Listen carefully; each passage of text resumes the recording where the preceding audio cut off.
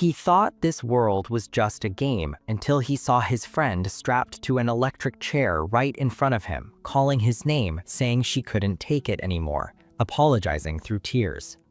He begged her not to give up as her head tilted forward. Not long after, his other friend on the chair beside him said something similar, asking him to at least survive.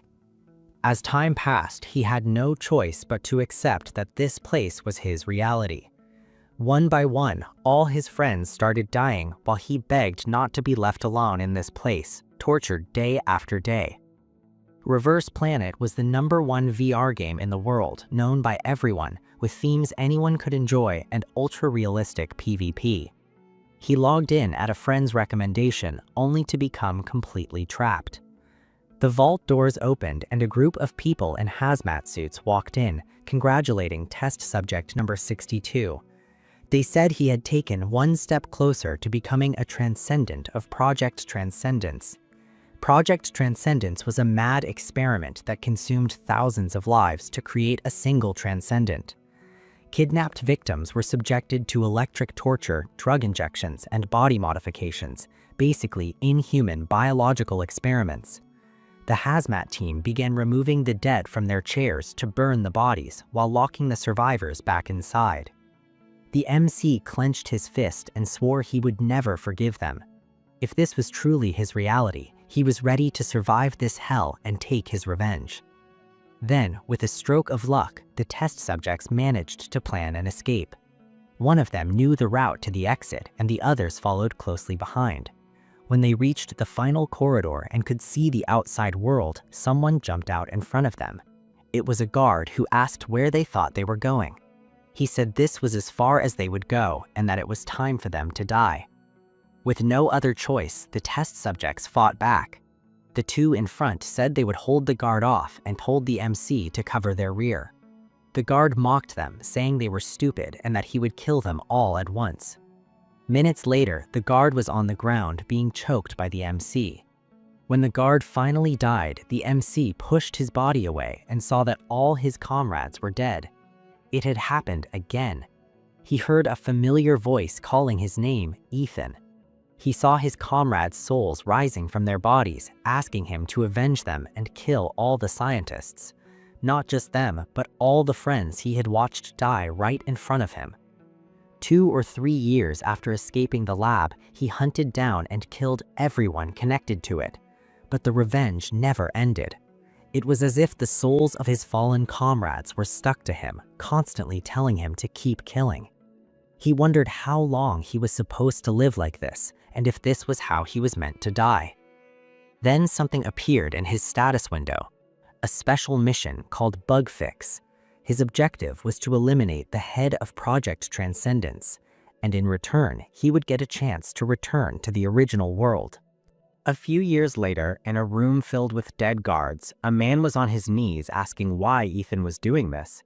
He said there was nothing left to do but bask in glory after everything they had achieved together. He was the general manager of Project Transcendence. Ethan's comrade, experiment number 81, grabbed the man, asking if he was seriously questioning their actions. He asked if the manager was really that oblivious. The man slapped 81's hand away, telling him to shut up and saying the question was for Ethan. Ethan was the first to achieve transcendence and become a superhuman. The man said Ethan was their most successful experiment in Project Transcendence. He offered Ethan anything he desired, saying he was different from all those useless failures. Ethan raised his hand, saying he didn't need anything. The man snapped, asking if Ethan really think everything would end with his death. He threatened that the League of Enterprises never lets go of anyone who bears their fangs. He said his friends, family, and coworkers would all be ruined. Before he could finish, he was cut in half. His blood sprayed all over number 81 standing beside him. 81 yelled at Ethan, asking if he couldn't at least warn him before turning the guy into a blood shower. He said they still had questions to ask and demanded to know why he killed him so suddenly. But then he noticed Ethan wasn't paying attention at all. The mission he was given was complete. He could now return to his original world. All he had to do was press the button.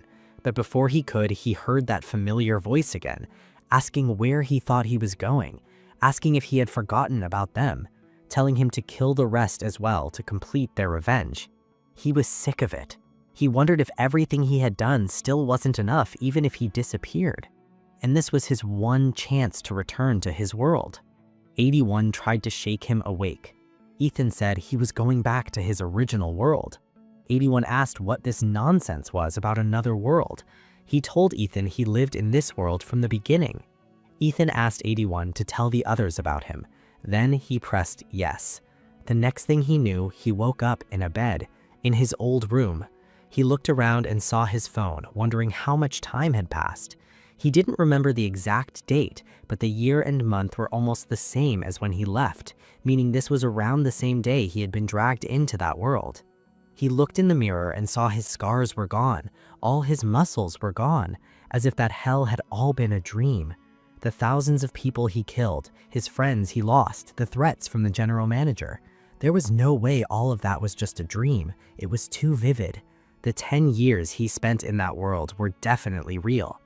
As he came back from the washroom, his phone started ringing. The caller was someone named Nyan. The name felt familiar the moment he picked up.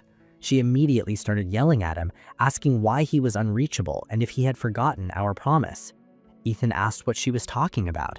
She said we were supposed to meet that evening. She said she would send him the location and told him to hurry.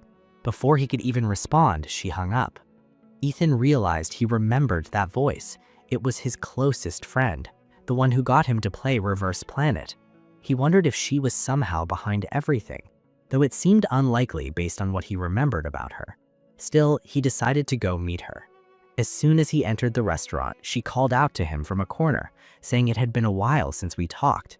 She said this was our first time meeting since you got into university. Then she asked if he was drinking. Ethan said he'd pass. He didn't trust her enough to get drunk in front of her. Nyan was surprised he turned down a drink and asked if he wanted to order food instead. They ordered and started eating. Then Nyan asked if he had tried Reverse Planet yet. She reminded him he promised to at least do the tutorial. Ethan told her he created his character and watched the intro since he got sucked into the game right after. Nyan asked what intro he was even talking about. She sighed and said he might as well admit he didn't play at all. That made Ethan furious. He had spent over 10 years in hell because of her. If it weren't for her, he wouldn't have gone through any of that. Nyan said she was super excited to play the game with him. She said he promised to appear regularly on her streams since he was a Coliseum ranker. Even half of his presence on a small streamer platform like hers would cause a huge buzz. Ethan remembered she had mentioned streaming games and that she always asked him to appear. He asked if he really promised something like that. She said he promised to appear at least once. Back at his house, Ethan researched the game and its developers. Their headquarters were in Silicon Valley, San Francisco. Even if he went there, he'd just be seen as a lunatic if he said he was dragged into another world because of their game. He wondered why he was even looking this up. He should have been grateful just to escape that hell. He told himself to forget everything that happened there since he was back now. After that day, Ethan returned to university, trying to live a normal life, focusing on his studies. But one day he heard the voices again, asking if this is really his true reality. He turned around in fear, but there was nothing there. Still, something felt off. The voices came back telling him to take revenge, saying he didn't belong here. He screamed and ran out of the library. After a while, he tried to catch his breath. Then he felt a hand on his shoulder. He grabbed it and pulled it down, reaching for a knife and slashing the person's throat, or at least that's what he would have done if he had one. The guy shouted, asking what he was doing. Ethan let go and said he was just startled. His friend said others had noticed how off Ethan seemed lately. Ethan walked away, popped open an energy drink, and sat next to a vending machine. The voices appeared again, telling him to go back, telling him to not forget them, telling him to take revenge. Then Nyan suddenly appeared behind him, asking what was up with his face, saying he heard he'd been acting crazy lately. She asked if something happened. Ethan said nothing was wrong. She told him he could always tell his big sister if something was up. Ethan asked since when she became his big sister. She laughed and left after some small talk. Ethan finally decided to face the ghosts haunting him by going back into the game, because if he was going to be hunted like this, then there was no difference between this world and the other one. So he logged back in to end it once and for all. He spawns in the research lab lobby. He wonders if it really was just a game and not another world, because there was no way for him to enter the lab like this back then. He questions why he isn't in that world instead, even after finally making up his mind to return to that hell. He wonders if there was some condition he missed, so he decides to finish the tutorial, thinking it might drag him into the other world once it's complete. He proceeds with all the default settings. Then he's asked to choose his first core ability, which he can change at any time. Reverse Planet is designed so that after choosing a core ability, you strengthen your character through elements. The combination of core ability and elements is called a build. There's a massive variety of elements, and in the pro leagues there are even build specialists whose job is to research them. That's also how he earned the title Metahuman. After selecting his skill, the speaker turns on, calling him test subject number 48. He's told he awakened in the last test and that it's been a week since they last saw him. Ethan wonders if the game really wouldn't show the process before awakening. But then again, no one would experience something like that even in a game. The speaker announces the next test is starting immediately and tells him to head inside. The room contains a sentinel, a killing machine designed to stop those who awakened and went berserk during Project Transcendence. He's seen it kill countless test subjects before. His tutorial quest is to destroy the sentinel. He wonders if this is the first version because the one he remembers was way more terrifying. As the sentinel charges at him, he says it doesn't matter whether this is a game or another world. These researchers are always cruel. The sentinel swings at him, then tries to grab him, but Ethan dodges everything and closes in. He says that even though the first version was annoying because of its ability, it's nothing compared to the newer models. He smashes its head, destroying it. The speaker announces the test is complete and praises test subject number 48 for his performance. They say his talent with his ability is leagues beyond the average test subject. The speaker asks if he's ready to proceed to the next test. But suddenly, alarms blare. The speaker says someone from the government is breaking into the facility. Then the voice cuts off in a dying scream. A new voice takes over the system, calling out to all the oppressed victims trapped in the lab. She tells everyone to give it their all and escape immediately. He receives a new tutorial mission to escape the research facility. The lab starts exploding. Moments later, he's running through the halls as the explosions fade. He reaches a corridor filled with destroyed sentinels and a coughing soldier. The soldier bears the logo of the Dimensional Management Bureau, so he isn't an enemy. The soldier sees Ethan and assumes he's a victim of the experiments. He says he can help Ethan while slowly reaching for a device with a button. When the button is pressed, the door behind the soldier opens, revealing a room full of weapons. The soldier also gives Ethan a communication device for when he makes it outside. Halfway through explaining, the soldier dies. Another sentinel emerges behind Ethan. Since he's in a game, he knows this is just a story progression step, but as he grabs the chained sickle, he feels disgusted even though it's just a game. Meanwhile, on a different server, a girl says she wasn't expecting to play the world's most beloved game, Reverse Planet. Her name is Soil, a game streamer. She says her pride as a hipster has been completely destroyed. Her chat asks why she's overreacting to playing such an easy game. She snaps back saying she didn't choose the game, they did as punishment. But since she promised, she'll still play it because she never breaks promises with her viewers. Chat is confused. They remind her she's baited them before when saying she'd play Reverse Planet. One time, she booted up Solitaire after claiming she'd play a globally famous game. She quickly changes the subject, saying she'll dominate Reverse Planet as punishment for failing the last game. She quickly chooses her settings and abilities. Next is the combat correction rate, a system that helps with stance, movement, and ability usage in combat. The higher the percentage, the more assistance the player gets. Everyone in chat tells her to go with 0%. She wonders if that's even possible.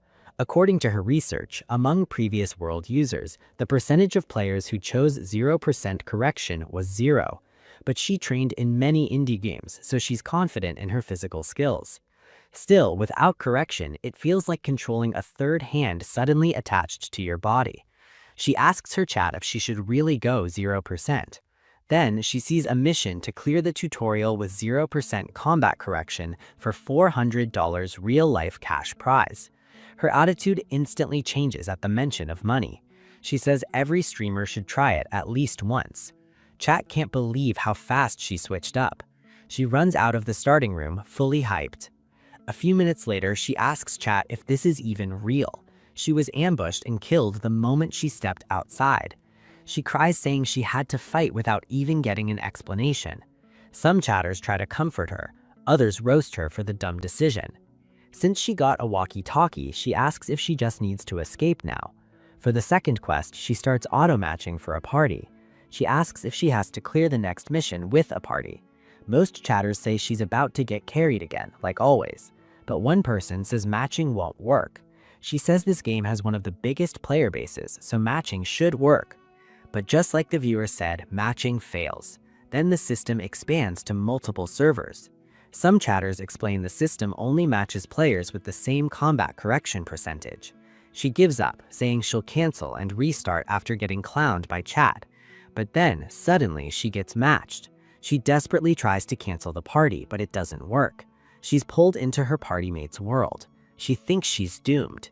But in front of her are dozens of destroyed sentinel husks. Some viewers ask if she got placed in a pro lobby. Others explain that even pros can't clear the tutorial without combat correction, and this person didn't even use a gun. Soil cheers up, thinking she's about to get hard carried. She decides to go find her party mate. Meanwhile, in the room ahead, Ethan stands in the center, blood dripping from his knife, surrounded by corpses of guards and machine husks. He notices something approaching. Soil peeks through the corridor, talking to her chat. Within a second, Ethan's knife is inches from her eyes.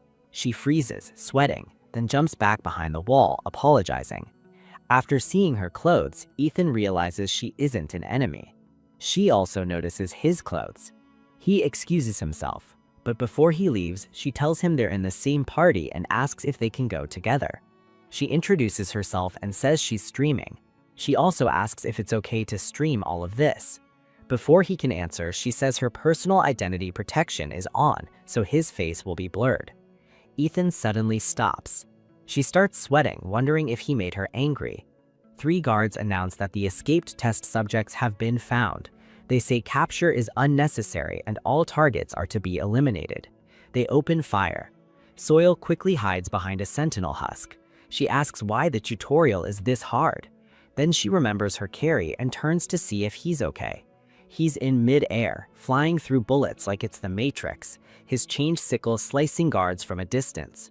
Soil admits she isn't well-versed in Reverse Planet and asks if what he's doing even makes sense. Chat agrees, saying it should be impossible to use a weapon like that without assistance from the game. She asks if anyone knows what ability he's using. Some say it's wind since he was flying. Others disagree. Some say they don't know, but they'd never want to face him in PvP. One viewer says the only core ability that changes eye color and boosts physical abilities is Absolute Being. Soil remembers that ability. She asks if chat didn't say that people who choose that ability are trash. The viewer replies that's exactly why everyone is confused. Absolute Being was one of the core pillars of Reverse Planet's countless skills. It massively boosted stats and skill resistance, but it completely prevented the user from using abilities. Because of those restrictions, players considered it a trash tier skill. It ranked number 1 on the community's confidently avoid list. So Yul said that was weird, since abilities were the entire point of the game. Chat agreed, saying they'd never even seen anyone pick it, not even on alt accounts. One viewer pointed out that the physical buff might still be useful, especially since he was fighting without combat correction. So Yul thought that made sense, but Ethan was still way too nimble for a level 1 player. He blitzed past all 3 guards and killed them in seconds. But the voices weren't satisfied. They wanted him to be even more violent. A guard sneaked up behind Ethan while he was lost in thought. So Yul jumped out of cover, yelling for him to watch out. She dove in front of him and started firing. The guard ducked back into cover. So Yul slid forward and shot the guard in the head. Some chatters called her cool. Others said at least she could shoot. And some called her a kill stealer. She looked at Ethan and asked if she didn't help, reminding him of someone from the other world. So-yeol called out to him, snapping him out of his thoughts. She asked if he was mad because she took the kill. She said she just wanted to help. Ethan said it was fine and that she really did help. Chot said he was just being nice and had taken a kill stealer under his wing. So-yeol asked if she could stick with him for the rest of the tutorial, promising to help as much as possible. Ethan said he didn't mind. She asked if Mr. Hardcarry had a name. He told her to call him Ethan. She wondered if that was his real name since it wasn't being censored on stream. She asked if he picked Absolute Being as his first core skill. Ethan said she was right. Chot said they might need to reevaluate Absolute Being. Others said it was still trash. So-yeol asked how he dodged all those bullets without abilities and if he played other games. Ethan said he didn't play anything else. Suddenly, he stopped moving. So-yeol asked if something was wrong. Ethan told her there were 2 sentinels about 20 meters ahead. She wondered how he could identify both their number and distance without detection abilities. Ethan said they weren't a problem. She thought he was joking. He wasn't. As they walked toward the sentinels, he casually mentioned that he used to enjoy a game called Colosseum. He dodged under a sentinel's arm and kicked it in the core, sending it flying. While fighting, he mentioned that he used to be a ranker in Colosseum. Chot said that explained everything. So-yeol didn't know what that meant and asked if being a ranker was really that big of a deal. Chat immediately roasted her, asking how she didn't know and calling her a hipster. They told her that Badler, the biggest pro player in Reverse Planet, was also a ranker. She knew who Badler was since he dominated the pro scene. Ethan told her they should keep moving. The final tutorial mission appeared, a fight against the lab security chief. The boss said Ethan would soon join his dead comrades. Ethan saw the ghosts appear all around the boss. They began chanting, urging him to kill him. The boss charged, so So-yeol crouched and opened fire. The bullets were deflected. She complained, asking if only Awakeners were allowed to use particle barriers. Chot explained that the security chief was an Awakener himself. So-yeol teleported into cover and said she'd provide covering fire from there. Chot called her out for retreating and leaving the fight to her carry. Ethan thought that even if this was a game, if killing the boss satisfied the ghosts even a little bit, he'd do it. He landed a liver shot on the boss, sending him crashing into the wall. So-yeol and her viewers were stunned. The boss turned completely metallic. Chot explained his skill, Iron Man, which allowed him to turn his body into iron. Every step shook the ground as he charged at Ethan. Ethan jumped back. The boss asked how long Ethan planned on keeping dodging. He turned his arm into a spinning drill and smashed through the wall, charging again. Chat wondered how Ethan was dodging everything and where So-yeol's covering fire went. Ethan punched the boss in the face, dropping him to the knees. Ethan told him not to disable his iron skill. He didn't want the boss to die too easily. His comrades urged him to be even more violent, just like the suffering they endured. The boss asked how a mere test subject could become this strong. Ethan said it was all thanks to the lab. Then he finished him off. The mission was complete. So-yeol wasn't even sure what she had just watched. Chot said Ethan looked like someone who was used to beating people up. So-yeol said she beat the boss and asked if all that was left was to leave the area. Chot asked why she was acting like she beat the boss when she got completely carried. She called out to Ethan. As he walked away, the ghosts swarmed the boss's body. After exiting the lab, they leveled up and received a skill point. So-yeol asked if Ethan was going to continue the main quest. Ethan said no, and that he was calling it a day. She asked if he could wait a few minutes. She turned to Chot and said she completed the No Combat Assistance tutorial mission. Chot called her shameless and said she should be on Forbes' top 100 list for hardest carried streamer. After ending the stream, she went back to Ethan. She thanked him for waiting and asked if he could join her streams regularly. He asked what she meant. She planned to play Reverse Planet until she cleared all the main quests and did some PvP. With puppy dog eyes, she said she'd stream around his schedule and pay him a hefty appearance fee. Ethan immediately apologized and said he couldn't. His expression made it clear he wouldn't change his mind. So she asked if she could at least add him. He said that was fine. She thanked him and said she had fun playing with him. Then she logged off. But even though Ethan finished the tutorial, he still didn't return to the other world. Meanwhile, he didn't know that his gameplay was already attracting hack accusations. Early the next morning, at the Korean branch of Planet Earth, the developer studio of Reverse Planet was in total chaos. The entire office was shaken because of one player. It was an unprecedented incident in the company's history. The devs replayed the fight over and over, but it was still unbelievable. No buffs, no combat correction, no weapons, yet he crushed the security chief with his bare hands. One dev said the online community had already decided Ethan was hacking. Users were flooding the company boards, demanding answers. He asked if they were sure Ethan wasn't cheating. A female dev said they were completely sure. They checked everything, even the logs from the moment the character was created. There was zero evidence of tampering or external program injection. They'd seen countless cheaters over the years, from wall walking to no clipping, but they'd never seen movement like this. She said it was impossible even with hacks. The main dev asked if that meant he was just insane. Another dev said there was still a chance it was a new hack they hadn't detected yet. The main dev agreed, saying that's why they needed proper verification. At a cafe near his house, Ethan asked Nyan if the whole online community was really flipping out because of him. With sparkles in her eyes, she said yes, it was complete chaos. She said people even started a default settings challenge, but everyone failed, so now they were insisting Ethan hacked. She said she was shocked when she saw the video herself. Ethan asked how she recognized him, even though his identity was hidden. She said he said his name on stream, and she'd seen him fight before. She already knew he was good, but even she wasn't expecting him to be this strong. He asked if that's why she contacted him. She asked what he meant. She said she didn't contact him at all. He checked his phone and realized Planet Earth had contacted him. They wanted to investigate whether he used hacks. Ethan said he received the message through the streamer he played with. Nyan said this was going to attract massive attention. A game company directly stepping in to verify hacking was huge. She asked if he was going to do it, clearly excited. Ethan thought that even though it was just the Korean branch, it was still his only chance to interact with the devs. If someone high-ranking showed up, he might get clues about the other world. He told her he said he'd think about it. Nyan said that was a good choice. She said clearing his name would be better than constantly being called a hacker. Ethan said he didn't really care about that. He asked if people would even recognize him since he never showed his face. Nyan said even with a different appearance, his fighting style was too unique. Even pros didn't fight without abilities like he did.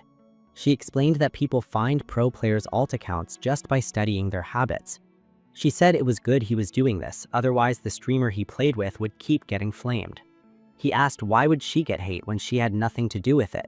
Nyan asked if mobs ever cared about that. Once drama starts, they target anyone even remotely related. First him, then Soil. Ethan thought he couldn't let her get dragged into this, so he sent a message saying he'd do it. Soil was surprised when she saw he accepted. With all the hype, her viewer count was about to skyrocket. She started giggling, telling the haters to wait and watch. She said they were about to witness something never seen before in Reverse Planet history. She sent out a notice about the hack verification stream. 4 days later, Ethan logged in. Soil ran toward him, apologized for causing so much trouble, and asked if it had been hard for him. Ethan said he was fine. Then he asked if she had suspected him. She said she didn't since she saw his movements that day. She said your eyes looked like those of a deranged killer. She didn't think a hacker would look like that. But she told him it was just her instinct. After an awkward laugh, she started her stream and welcomed her viewers. She had 10,000 viewers instantly. She said that proved how much attention this controversy had drawn, which is why she invited Ethan again. As soon as Ethan introduced himself, chat started calling him a shameless hacker. Some tried to stay neutral. Soil told chat to calm down unless they wanted the chat disabled. She then asked Ethan what he thought about the controversy. He said the fact that something like this even became a controversy was ridiculous. They immediately started quoting him to mock him. Some called him a pretentious hacker. One chatter asked how they were going to prove it. Soil explained they invited a special guest for the verification. A normal-looking guy with a clipboard logged in beside them. He had the game mod title above his head. He said he was the Operations Team 1 manager of Planet Earth Korea. Ethan thought an Operations Team manager had a high chance of knowing something. After the verification, he needed to ask him questions. Soil thanked the GM for coming, and all three of them introduced themselves. The GM said the infamous Ethan looked normal on the outside. He said he'd guide them to the training area. He teleported them to a training room. He said they would conduct multiple combat tests to check for any external program assistance. He asked if Ethan consented to the testing. Ethan said he did. The door opened behind them. A sentinel emerged into the training room. This one was mid-tier. The GM said they'd start with a mid-tier sentinel, but Ethan wasn't listening. He could already hear the ghosts. The GM was about to explain that Ethan and the sentinel were just going to fight, but before he could finish, he heard a bang. Debris flew toward him. Ethan was gone from his side. The GM tried to continue speaking. Another bang, then another. He didn't even get time to explain what Ethan was supposed to do. Chot started asking how Ethan was crushing mid-tier sentinels with his bare hands. Some even started feeling bad for the sentinels. But the GM detected zero external program interference. It wasn't a hack at all. Destroying all the training bots, Ethan looks at the GM and says it's all done. The GM explains that they weren't able to detect any external programs in his fights, and since the verification time was short, he asks if Ethan is okay with fighting under the specified conditions. Ethan says he can do that.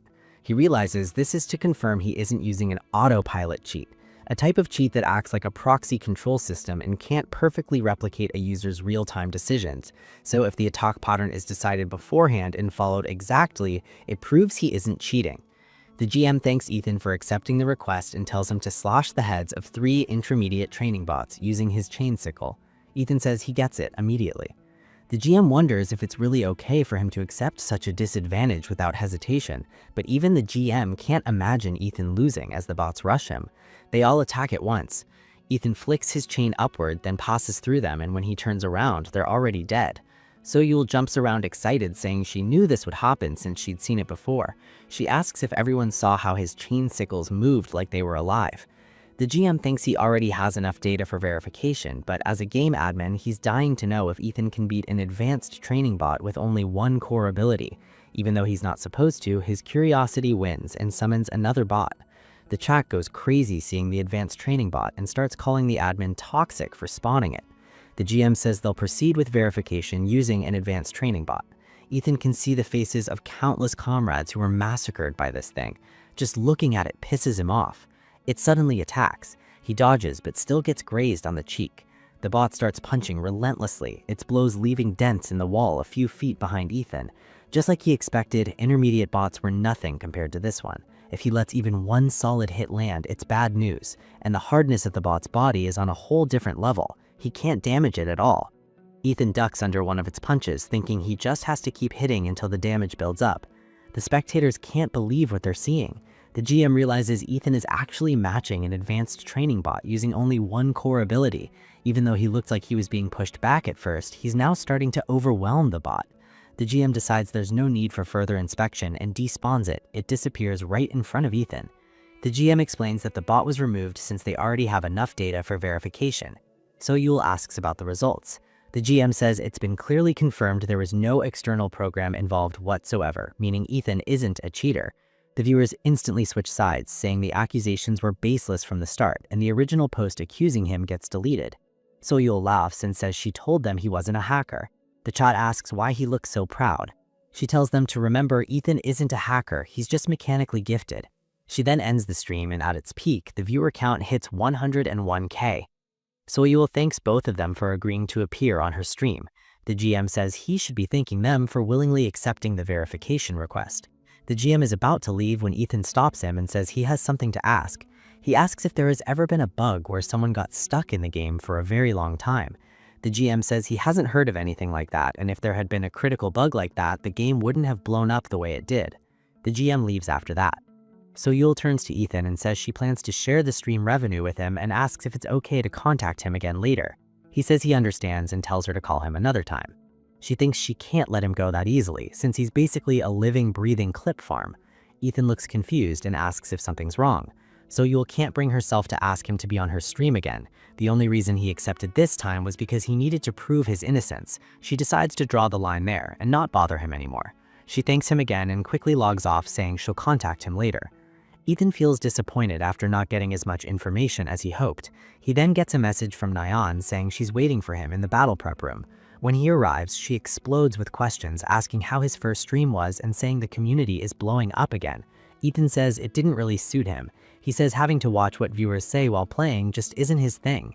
She suddenly grabs his hand and asks if it would be okay if he just played the game and didn't have to care about viewers.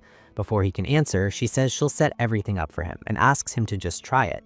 He's about to refuse, but stops when she sees how excited she is. Then she says they should go play some PvP, or player versus player, where players fight each other. Ethan asks if that's why she called him there. She asks if that wasn't obvious and asks if he's really going to leave without playing with her. Ethan says the game doesn't really feel suited for him, so he wasn't planning to play for a while. Nayeon tells him PvP is the core content of Reverse Planet and asks him not to judge it after just the tutorial. The story mode felt too similar to the other worlds, but everything he's seen in PvP feels new. He says he'll give it a try. Nayeon gets excited and says she'll explain PvP to him. The first mode is called Showdown, where players literally just face off against matched opponents. There are two versions, Solo 1v1 and Duo 2v2, with first to 3 wins. Then there's Warfare mode, where players choose a game mode and fight in teams of 5. And then there's the mode they're playing today, a Battle Royal, where 100 players are spread across multiple zones, loot equipment, and fight with the last team standing winning. She says since it's his first time, they should go in as a team. She also explains that he needs a build for PvP and offers to recommend one. Ethan says it's fine since he already has a good build. His build is the same reason he was called a superhuman in the other world. He gets his build ready while Nayeon sets up the game mode.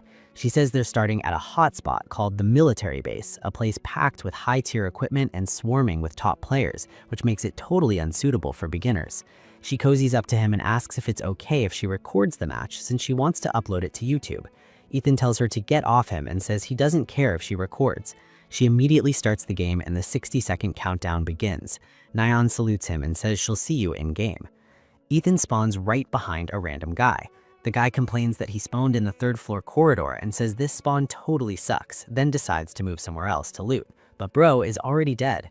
Meanwhile, Nayeon gets a notification that Ethan has already eliminated someone 10 seconds in, and soon her kill feed is completely filled with his eliminations. She asks what's going on and what on earth Ethan is doing. Ethan finishes off the last person nearby. He can't sense any more presence around him. He wasn't expecting to run into 4 people at once when he dropped in, and now that he's done farming, he decides it's time to move. Nayeon suddenly calls for help on voice chat. She says she's surrounded and there are too many enemies near her. Ethan checks the map and sees she's about a block away. As he approaches her building, he asks what floor she's on. Nayeon says she's on the 3rd floor rooftop. She tells him there's so much noise downstairs, it feels like every floor in the building has someone fighting. Ethan understands. 2 players spot Ethan running toward them. One asks why he's moving so fast. The other tells him to get his ability ready. Ethan pulls out his knife and dashes past the first guy, slicing his arm clean off. The guy freezes, asking what just happened, and wonders if Ethan is using a dexterity build among physical types. He activates his skill and sends a shadow spike wall at Ethan. Ethan jumps over it, flies straight toward him, and lands beside him after cutting his neck.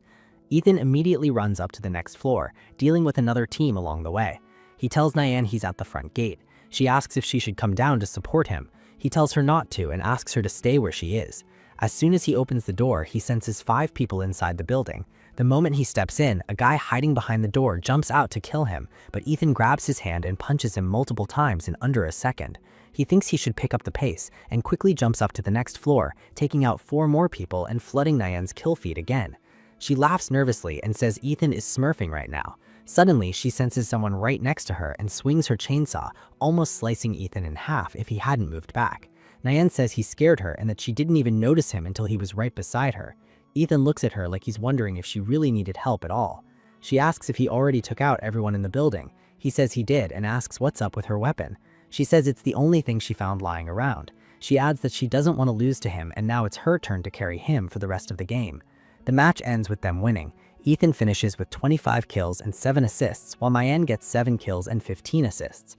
After that, they win every single game they play, with Ethan getting around 32 kills in most of them. Nayeon says she can't believe they won 10 times in a row. She says she's tired and can't play anymore.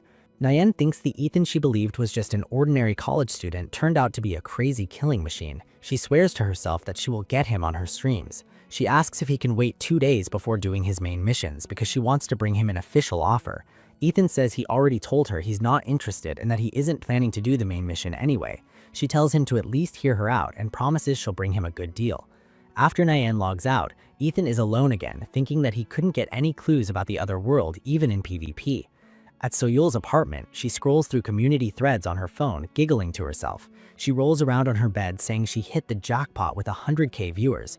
She wonders if something like that will ever happen again in her streaming career. She thinks she wishes she could stream more with Ethan, and maybe she should have been a little more persistent, but he looked like he had already made his mind. She decides to send Ethan his share of the revenue first. When she checks how much she made, her face turns red. The next day at their usual cafe, Ethan asks why Nayeon suddenly called him there and what she's even looking at. Nayeon proudly presents her majestic creation. She says it's a PowerPoint she made overnight to persuade him, the Ethan and Nayeon streamer project. She says, "You told me it was fine as long as the stream was only you playing the game." She says, "I'm thinking of a reality show style stream, a broadcast format where multiple cast members gather in a studio and watch recorded footage of other cast members." She says, "You can just play the game while I do the commentary, and if you think that's not enough, you can bring in professional casters." She says the profits would be split 60-40 and asks if that isn't a good deal. Ethan says he already told her he's not interested. She says he's only saying no because he doesn't know how much streamers actually make. Then she suddenly remembers something and asks if he received his payment from Soyul. Ethan says he forgot about her and checks his phone to see an email from her that arrived that morning. He opens it and sees she says his share is almost $5,000. Nayeon sees the amount and asks if he's sure he's still not interested. Soyul also included a message from a chatter who spent a lot of money on super chats. Their name is Anonymous Viewer 62. They say it's good to see you again and ask how it feels to be back in reality. They even give him a special mission, saying they'll be watching him from now on whenever he streams. This person knows exactly who Ethan is. They know he's test subject number 62. Ethan jumps up from his seat, wondering who it could be. He asks Nayeon if it's possible to find out the donor's information. She says it's probably not because of privacy laws, and that you can't even message an anonymous viewer. The only way to communicate is through stream chat. Ethan immediately says he'll do it. He says he'll start streaming. Nayeon excitedly asks if he's serious and says he can't take it back now. On the day of the stream, a Friday evening, the perfect time for everyone to relax, each person sitting down with their own expectations. Those who proudly call themselves gamers gather in front of their screens with one shared anticipation. There are 5 minutes left until Ethan's stream starts and everyone is waiting. Inside a virtual broadcasting studio in Reverse Planet, Nayeon is shaking from nerves. The commentator next to her, Mr. Sung, tells her not to worry, saying they prepared thoroughly so there shouldn't be any problems. Sung admits he was also nervous when he got the call to join the broadcast. He says he never thought anyone other than Soyul could get Ethan to stream with them. Nayeon laughs nervously, thinking this guy agreed instantly the moment he heard she was Ethan's friend. The live stream starts, and Nayeon and Mr. Sung introduce themselves. The viewers immediately start asking for Ethan. Nayeon tells them he's already in-game. She explains that their show will run like a reality show where they commentate over Ethan's gameplay. She says everyone must be dying to know how Ethan plays Reverse Planet and asks if they should find out together. She sends Ethan a message telling him to start. Ethan begins the mission. His task is to join the Otherworld Management Bureau. It's the same mission he witnessed before. Back then, he was only focused on escaping, but this time, things are different. He shouts at the top of his lungs, drawing the attention of all the guards around him. They all start rushing toward him. He pulls out his sickle as the enemies approach. The ghosts appear, urging him to kill the guards and take revenge. Some guards start shooting. Ethan runs straight into the bullets, destroying one guard's grenade launcher and causing an explosion. The melee guards jump at him. His chain whips around them, wrapping them together, slamming them into the ground, then crushing their skulls as he lands on them. More guards arrive. Nayeon says this is not how her Reverse Planet works. Mr. Sung says he's never seen gameplay like this in his entire commentator career. She explains that Ethan doesn't even use a strategy and just rushes in, gathering all the enemies at once. The chat explodes. Some say their Ethan doesn't need a strategy. Others ask if it isn't common sense to gather all the enemies instead of wasting time hunting them down. One chatter donates money to ask if the Absolute Being skill is too broken since it doesn't even look like it has a cooldown. Nayeon reads the question and asks what Mr. Sung thinks. Mr. Sung says he can confidently say that isn't the case. Most skills have unique cooldowns, and because of that, Ethan's build may look overpowered since he's using his core ability without a cooldown. But Absolute Being only enhances physical ability. It doesn't affect battle intelligence or weapon proficiency. Not only that, Ethan isn't even using buffs. He says Ethan could fight like this in real life if he had the same physical abilities as he does in the game. Meanwhile, in the game, Ethan gets surrounded by multiple guards. One man steps forward and introduces himself as Kim from the Otherworld Management Bureau. He tells the others to lower their weapons after seeing Ethan's outfit, saying Ethan must be a victim who escaped from the lab. Kim asks about the walkie-talkie. Ethan explains that a soldier gave it to him inside the lab. Kim shakes his head and says his comrade must be dead then. Ethan thinks Kim is just as sentimental as he was in the other world.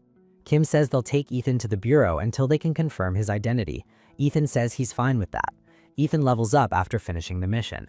Inside the bureau's counseling room, Ethan thinks he never imagined he'd end up here. In the other world, he gathered funds for his revenge by working for a firm after escaping the lab. He took on all kinds of requests like assassinations and abductions, but the biggest one was subjugating Reverse Planet monsters. The firm would commission him to clear Reverse Planet, aiming for the loot, and whenever they decided the loot was useless, they dumped the cleanup work on him. That led to him constantly crossing paths with the Bureau. Sometimes they cooperated in operations. Other times, conflicts broke out and they ended up pointing their blades at each other. A woman opens the door and introduces herself as Ginny, affiliated with the Bureau's first team.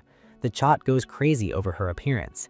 Ginny walks to the table, takes a seat, and tells Ethan he has two choices moving forward. The first is to live as a normal person under the Bureau's protection, but in that case, using his abilities would be strictly prohibited. The second is to become affiliated with the Bureau. If he chooses that, he won't act as an official agent right away. He'll undergo training and be sent on missions only after they decide he's ready.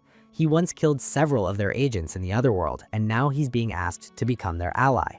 Ginny leans closer and asks which option he's going to choose. He thinks for a moment, realizing he's always been curious about the Bureau's internal affairs, and tells Ginny that he'll become one of their agents. Ginny smiles and says he made the right decision and that him joining the Bureau will be a huge help. She explains that lately, corporations have been scouting all the awakened, leaving the Bureau severely understaffed. She leans in and whispers that she's heard most people who sign contracts with corporations end up regretting it. She assures him she's not saying this just because she's a Bureau agent. She explains that corporations are still in the early stages of training the awakened and lack proper expertise. In contrast, the Bureau has a long history and extensive experience in training awakened and subjugating inverted worlds.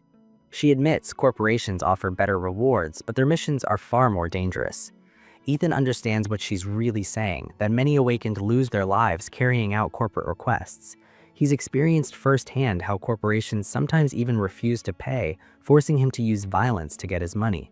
That's what led him to being discovered as an unregistered awakened and hunted by the Bureau for a while. Ginny tells him that his awakened registration will be handled by the IT team and slides him a phone, saying it's for business use. Ethan asks what he's supposed to start with. She explains that just like she said before, he'll receive training and be promoted once his abilities are confirmed. Ginny adds that she hopes he gets assigned to Team 1, the team she's part of. Ethan agrees, saying he hopes the same since he owes her from the other world. Even though they clashed many times, it was thanks to her leading the raid on the lab that most of his comrades and he himself survived. As they finish their conversation, Nyan suddenly says something feels strange. She asks how Ethan is having such a natural conversation with an NPC. She thought players couldn't communicate like that with NPCs. When she went through this mission, Ginny was completely cold, like a robot. Mr. Sung asks if Ginny might have been upgraded to a fully adoptable AI capable of responding freely to any situation or request. Unlike normal NPCs, such an AI could communicate seamlessly. He explains that this kind of technology consumes massive resources, and most people believe it's impossible to implement in an online game. Nyan asks if the devs might have solved the resource problem.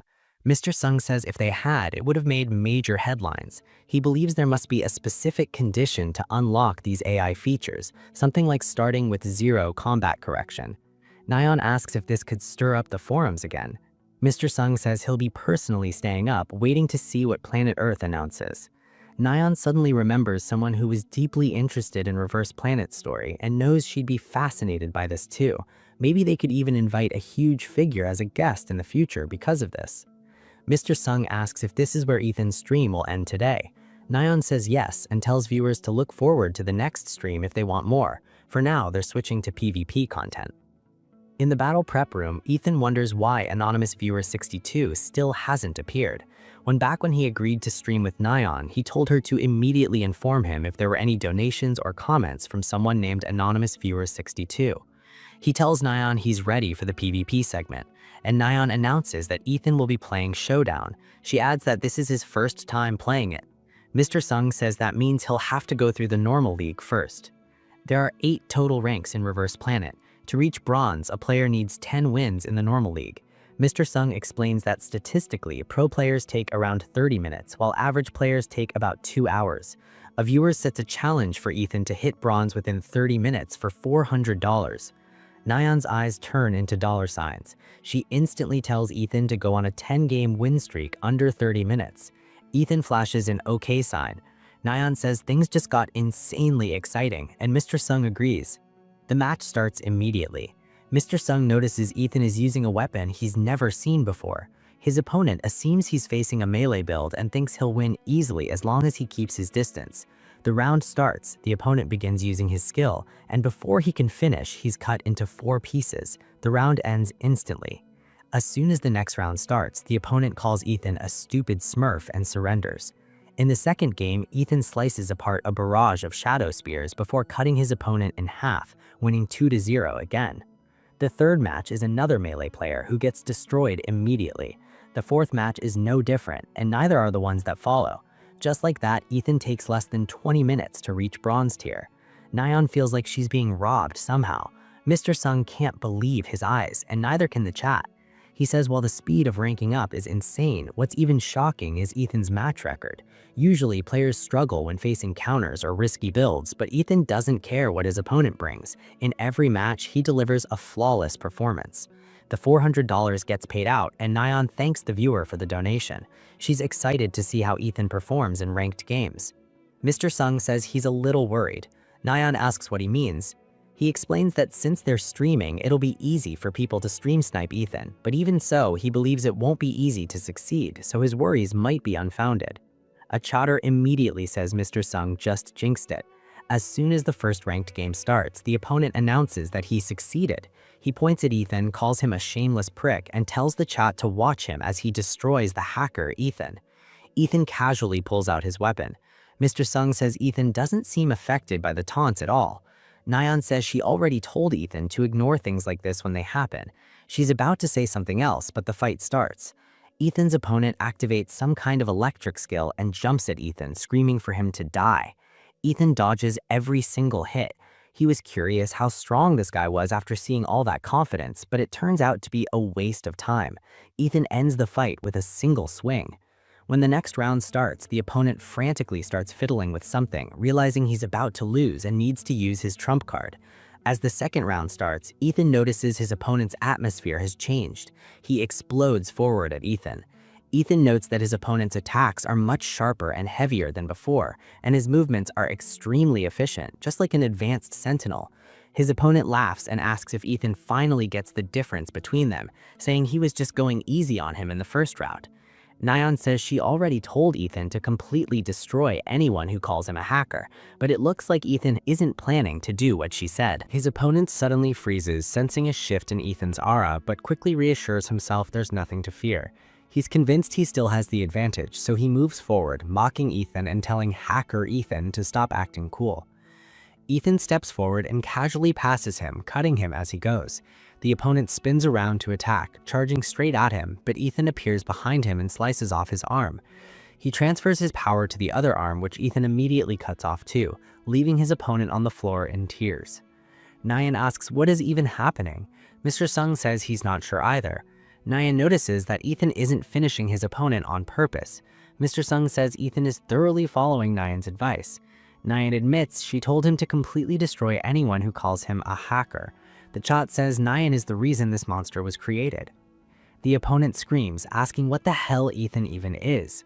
Ethan calmly replies that he doesn't owe him an answer. He finishes the opponent and wins the match. After that, he keeps going with unstoppable momentum, winning 30 matches in a row. Nayeon announces that he's already reached gold rank. Mr. Sung says he never imagined someone would hit a 30-win streak on their first stream. Nayeon notices a comment asking for Ethan's build. She thinks most people wouldn't want to reveal it, but decides to ask him anyway. She asks if she can show his build to the viewers and tells him he can refuse if he wants. Ethan says he doesn't care. She announces to everyone that Ethan agreed to reveal his build. Then they quickly end the stream while bowing deeply. Mr. Sung says the stream was absolutely insane, a fully adaptive AI and a 30-win streak ending with a build reveal announcement. 9 says at this rate, Ethan is going to beat the world record. She asks what the current record even is. Mr. Sung quickly looks it up and says the showdown mode record is 76 wins in a row held by Battler on his Smurf account. 9 says she hopes Ethan beats it. Mr. Sung says Battler is probably already watching since he's known for being extremely competitive. Meanwhile, Battler is browsing the forums when his eyes land on a thread about one of Ethan's first opponents. The author says the opponent got destroyed in the first round that turned into a completely different player in the next round, so they reported him. The report result says the player was permanently banned for using unauthorized programs. Battler scrolls to the comments and sees people saying that even Battler wouldn't stand a chance against Ethan. He starts laughing, saying the comments are hilarious. A few days later, on the second stream, Ethan notices that anonymous viewer 62 still hasn't appeared and wonders if he needs to do something to make them come back. Ginny calls out to him, waving and telling him to come over. She says this is his first practical mission and asks if he's nervous. Ethan tells her he's fine. As soon as he logged into the game, he received a new mission assigned by Ginny. He thinks it's nice that he gets to skip the training phase. Ethan asks what the mission is about. She explains that he has to eliminate the invading entities and close the space. She says this area was abandoned by the League of Enterprises. She explains that the Bureau doesn't say anything to the League because they're sometimes helpful, but the moment they realize they can't gain much from something, they just throw it away. In the mission details, Ethan sees that the invading entities are insect type. They're weak but annoying because of their numbers. As they walk further in, a sergeant salutes them and asks if they're the awakened from the Bureau. Ginny shows her ID and they're allowed inside. Ginny says she's never seen a portal appear in an abandoned factory before. Ethan feels something familiar about this place. He's seen it in the other world, but he clearly remembers it being a medium-sized portal, not a small one. He wonders if there's been a mistake. Ginny asks if we should go in immediately. Suddenly, someone interrupts, asking what brought Senior Agent Ginny to such a small-scale subjugation. It's an awakened affiliated with Shin Electronics named Henry. Ginny asks what Henry is doing there. Henry says he's just as shocked and didn't expect their missions to overlap. She asks what he means since they already gave up on this place and threw it away. She asks what he's plotting. Henry changes the topic and asks who's with her, then asks if Ethan is a new guy. He tells Ethan he shouldn't waste his time in the Bureau and should join a big corporation instead. Ginny tells Henry not to cross the line, giving him a cold stare. Henry jumps back, saying he's just joking, and tells them he'll leave this inverted world to them before walking away. Ethan asks who that guy was. Ginny says it was the first trainee agent she ever worked with. Ever since he left the Bureau after being scouted by the League of Enterprises, he's been spreading fake rumors about the Bureau. As she explains, she offers Ethan a candy. Mr. Sung says, isn't this the first time their relationship has been shown in this much detail? Nyan agrees, saying it was only mentioned before that something bad had happened between them. Mr. Sung says they're getting a deeper story thanks to the fully adaptive AI. Inside the game, Ginny and Ethan enter the portal. Outside, Henry watches and says Ginny went in, then licks his lips and says it's time to start our work. 20 minutes later, inside the inverted world, Ethan wipes blood from his cheek. Ginny is in front of him, bleeding out, the candy she gave him lying right beside her on the ground. Earlier, as they stepped through the portal, Ginny explains that the one behind them leads back to Reverse Planet, and the one ahead leads to the inverted world. Ethan says he gets it, since it works the same way as the other world. Suddenly, the ground shakes. Ethan wonders if it's just a phenomenon, but the portal in front of them starts swallowing them, and they're pulled inside. Ethan looks around and realizes he's been separated from Ginny. He remembers that paths often collapse when hit by external forces. For now, he has to focus on wiping out these pests before going to look for her. Meanwhile, Ginny activates Echoing Thunder, striking the ground and sending lightning in every direction, wiping out the insects. But they just keep coming. Plus, the forest feels more like a mid-scale Reverse Planet than a small one. Something is definitely off. She hopes Ethan is okay when Henry sneaks up behind her. She senses him, but it's too late. His strike cuts her deeply. Ginny counters, but Henry jumps back, laughing. She demands to know what he's doing. Henry says this is a secret mission, that he's just following orders, and asks her not to hate him as his friends emerge from the bushes. Ginny realizes her wound is too deep and that she needs to get out of there. She fires an electric attack at the enemies surrounding her. One of them uses a stone skill to form a wall, but it explodes on impact, letting Ginny run past. Henry orders his lackeys to chase her. While running, she uses her ability again, forming a spear, spinning and throwing it at them. It lands at their feet and explodes. She spots a hole in the ground and hides inside as the attackers run past. After they leave, she comes out, thinking she'd have been done for if not for that hole. Meanwhile, Ethan finishes dealing with the insects on his side. He senses Ginny's presence nearby and thinks something must have happened. Seeing multiple footprints, he hears a scream behind him and immediately bolts toward it. When he arrives, he sees Ginny captured by a monster. He jumps in, slashes the monster in a second, and lands on the ground before Ginny can fall. He catches her and sets her down near a tree, asking if she's okay. Ethan thinks there's no way someone as skilled as her would lose to some bugs. Her injury is clearly from a skill attack, and the only person that comes to mind is Henry. He asks her if it was him, and she confirms it was. Nyan says it looks like they arrived right after the phenomenon, but something feels off since Henry usually waits to ambush. The chat agrees, saying Ginny got attacked way too early. Nyan asks if this is also because of the AI.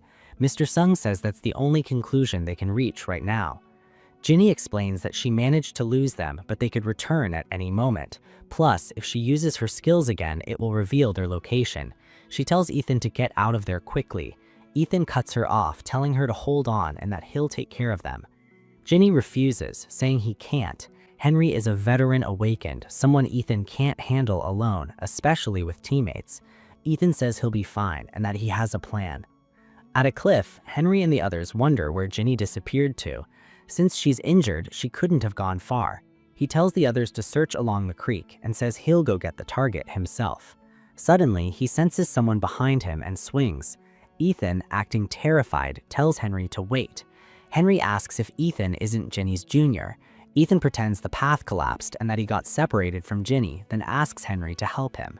The chat says his acting is 10 out of 10. The dumb Henry willingly walks closer, saying he'll explain everything. He activates his skill, saying Ethan will be able to see Ginny again after dying. The sound of flesh being impaled echoes as Ethan drives his knife into Henry. It was already too late when Henry realized what was happening. He drops to his knees, clutching his chest as Ethan quickly steps back, leaving Henry's lackeys completely confused. They ask what happened, and when they notice the knife wound in Henry's chest, Ethan is already gone, vanishing into the woods. One guy tells the other to go after Ethan while he helps Henry. The guy chases him, unable to sense or see Ethan anywhere nearby, while Ethan watches from the treetops right above him. The guy mutters that Ethan couldn't have gone too far, looking around nervously. Hearing a rustle above him, Ethan lands behind him. The guy looks up, saying the sound startled him and that it was probably just a bird. Ethan drives his knife into his neck, killing him instantly. Meanwhile, the other lackey is still trying to help Henry, telling him to wake up, saying he's managed to stop the bleeding, but they still need to get him treated fast. Suddenly, a knife falls from the sky, landing straight in Henry's chest again, making him cough up massive amounts of blood. The lackey turns around, cursing Ethan as he walks toward him. He asks where his comrade went, the one who chased Ethan. Ethan doesn't answer, but the guy notices the sword in Ethan's hand and realizes what happened. He quickly uses his skill, creating a barrage of rock projectiles and firing them at Ethan. Ethan slices through all of them with ease. The guy shouts that he's not done yet and uses another skill, creating a mud avalanche. Ethan quickly retreats into the forest, spots a tree, kicks it, snapping it in half, and uses it as support to hide behind another tree. The attacker calls Ethan a monster and ambushes him with a sharp stone pillar from below, managing to cut Ethan's hand slightly. Ethan immediately charges forward. The attacker creates more stone projectiles, yelling at Ethan to stay back. Ethan cuts them in half, bursts forward, and kills the last attacker. The attacker mutters that this should be impossible before dying. The chat goes crazy at his victory. Nyan asks if he really just took out 3 corporate hunting dogs like it was nothing. Chatters ask how he's even facing them when they're supposed to be enemies in later missions. Ethan thinks that he still got injured even after ambushing 2 of them and realizes he's still lacking compared to when he was in the other world. He walks over to the bodies to check them and finds a phone with a message detailing when Ethan and Ginny would enter the portal, with orders to capture or kill them. He doesn't find much else and decides to leave the investigation to the Bureau. He also picks up some PvP items, the Dagger of Sharp Return, an extremely sharp dagger that returns to the user's hand the moment they wish for it, the Bracelet of the Winner, which reduces ability cooldowns and increases ability power, and the Hermit's Necklace, a PvE item used to store equipment type items. Ethan thinks it's nice that he can instantly see item abilities now, since in the other world he had to estimate everything through endless trial and error. He throws all the items into his inventory, saying he has more urgent matters right now. He needs to clear the inverted world and leave before Ginny's wounds get worse. Meanwhile, on Ginny's side, she looks up at a towering scorpion drooling right in front of her, the capital entity known as the Emperor Scorpion. She mutters about how unlucky she is, then takes it back, saying she should consider herself fortunate because if this thing had gone after her junior, Ethan, instead, she wouldn't be able to live with it. She starts using her lightning skill, saying she has to deal with the scorpion on her own. Just as the scorpion is about to grab her with its claws, it suddenly collapses to the ground. As the smoke clears, she sees a silhouette standing on top of the scorpion. It's Ethan. He asks if she's all right. Chatters ask if Ginny was really planning to fight a capital class entity in her current condition. The inverted world starts creaking. Ginny asks if Ethan really took out the hunting dogs by himself. Ethan tells her to hold the questions and asks her to get on his back so they can get out of there. Nyan asks if the world is closing before the exit because the path was destroyed earlier. Mr. Sung says she's right and that they need to escape fast before they get swept away. Ethan tells Ginny to hold on tight and speeds up. They manage to escape safely and complete the raid. At the Dimensional Management Bureau headquarters, Team Leader Kim asks if it's true that Ginny was injured due to an ambush by another Awakened. Ethan confirms it. Kim says the corporations crossed a line this time and asks what happened to the attackers. Ethan says he killed them all. Kim looks surprised, asking if Ethan did it alone and how that was even possible, but then remembers the sea of dead guards surrounding Ethan when they first found him and drops the question. He then asks if they found any evidence. Kim slides over Henry's phone, saying there are indications Henry was instructed through text messages, but everything else is locked behind security. Kim tells Ethan he did a great job and that this will greatly help their investigation. He asks Ethan to get some rest and let them handle the rest. Ethan nods and prepares to leave, but Kim stops him. He assures Ethan that there will be more chances to do what he wants in the future and tells him to lay low and cool down until then, asking if he understands what he means. Ethan says he does, then leaves, finishing the mission. Nyan announces that Ethan's first mission is now complete. Mr. Sung says it was far more spectacular than we anticipated. Nyan says I'm sure the viewers are satisfied, judging by their reactions, but then she notices a message from anonymous viewer 62 saying that Ethan has passed the first test. She quickly messages Ethan saying they just got a $2,000 donation from anonymous viewer 62. She sends him screenshots of the donations and the message about a special mission, asking him to finish the stream first. Ethan remembers that this person said something similar last time too. He wonders if that means the special mission will be revealed after the stream. He thanks Nyan and says he'll continue with the stream. Mr. Sung whispers to Nyan, asking if everything's alright after seeing her spaced out. She wonders if Mr. Sung didn't see the donation from anonymous viewer 62, then cheers up again and announces they're moving on to the PvP segment. She reminds everyone that Ethan won 30 games in a row last time, gaining huge popularity in the PvP community. Mr. Sung asks what the PvP theme is today. Nyan says it's Warfare, a team-based 5v5 mode where the first team to win 2 rounds takes the match. Chat isn't happy because they wanted to watch Ethan in duels instead. Nyan expected this reaction but figures they'll change their minds once they see it, so she proceeds anyway. They start with PvP mode Escort. 4 other players spawn in with Ethan. Mr. Sung explains that in this mode, the attacking team has to push the payload to the destination, while the defense team tries to stop them. Nyan says this is Ethan's first time playing a 5v5 team game, and wonders how he'll perform. The round starts and the team begins pushing the payload while Ethan follows from behind. Suddenly, he stops and starts backing off. Nyan says he might be going for a lurk. Mr. Sung says players usually stick together, but it's not a bad choice when someone has the skills to back it up like Ethan, though dealing with 5 players alone isn't easy. Ethan suddenly moves like a speed demon toward the enemies. He jumps off a rooftop and immediately throws a knife, killing one instantly. One player calms to the others that they're getting flanked, but his head explodes as Ethan lands behind him. Now only 3 are left. One of them tells the other 2 to hold Ethan back while he stops the payload. Ethan pulls out his sword. His teammates see the kill feed suddenly pop off and ask what's happening, and then the round ends. Chat laughs at his teammates' reactions. Nyan says she expected Ethan to carry, but he ended the game instantly. Mr. Sung says it feels like Ethan is moving faster than usual too. He asks if Ethan has somewhere to be after the stream. Nyan says she doesn't know and quickly changes the subject, clearly knowing what's really going on. Ethan's onslaught continues in 3 other modes as well. In Deathmatch, he kills everyone. In Control, he solo scales the wall and wipes the enemies by himself. In Capture the Flag, he kills everyone before capturing the flag. Anonymous Viewer 62 donates another $2,000, saying Ethan's special mission is to open a new system in Reverse Planet by progressing through the game. Nyan quickly tells Ethan about the message and asks what they should do with all this money, maybe a viewer event, a dinner party, or new equipment. Ethan tells her to just send him the screenshots first. He wonders what that means. The only clue he has is that he needs to keep playing, whether PvE or PvP. Ethan takes a deep breath, thinking he doesn't really want to follow what this anonymous person is saying, but he feels like he has no choice. A few days later, on his 3rd stream, he walks into the Dimensional Management Bureau training facility. He got a message from Ginny saying she probably can't teach him for a while because of her injuries. She said she found a substitute for him and will introduce them when he comes to the training room.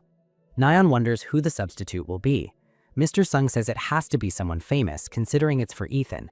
Chot guesses it might be team leader Kim, or Hana, or Jang. Ginny waves at Ethan, still wrapped in bandages. Ethan asks if she's doing all right. Ginny says she's doing great thanks to you, but she still can't teach him herself. She points to Ethan's substitute trainer. The girl introduces herself as Hana. Ethan introduces himself too. He remembers Hana from the other world. She was right behind team leader Kim in skill, basically second strongest in the Dimensional Management Bureau. Things got dangerous whenever he met her as an enemy back then. Ginny says she should head back now since she snuck out to be there. Hana says Ginny told her she had permission. Ginny asks if she really said that before fleeing. Hana tells her to stop sneaking out during treatment. After Ginny leaves, there's an awkward silence for a moment. Then Hana clears her throat and says she heard Ethan uses swords. She asks if he uses a long sword or short sword. Ethan says he uses both. Hana says she needs to check Ethan's skill level and asks if they should start with a duel. Mr. Sung says what's going on? Nyan asks if something's wrong. Mr. Sung says he's just confused by how things are progressing. Nyan asks if it's not common for sword users to spar. Mr. Sung says that's true, but this doesn't happen for all sword users. It only happened to Ethan. Chot says maybe it's because he doesn't have any abilities. Mr. Sung says this is a completely different flow of the story compared to other players. He wonders if the game can progress with a completely different storyline depending on the player's actions, just like real life. Hana says they will spar using only swords and no abilities. Ethan replies that that's impossible for him since his ability is constant body enhancement that's always active. Hana says that's fine and she'll just tone her abilities down instead. She counts down and immediately rushes in with an aggressive upward slash.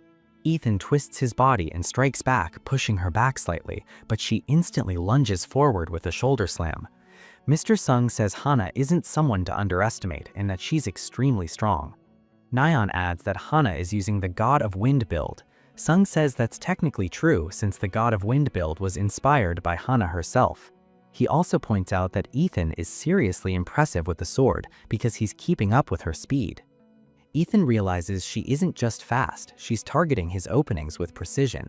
Hana says she underestimated him and decides to take things more seriously. She thrusts her sword forward at full power, causing a wind explosion at the tip. When the wind clears, she says she knew he would dodge it just like she expected. She tells him he's way better than she thought. Ethan nods in thanks and thinks that in a real battle, his chances of winning would be less than 20%.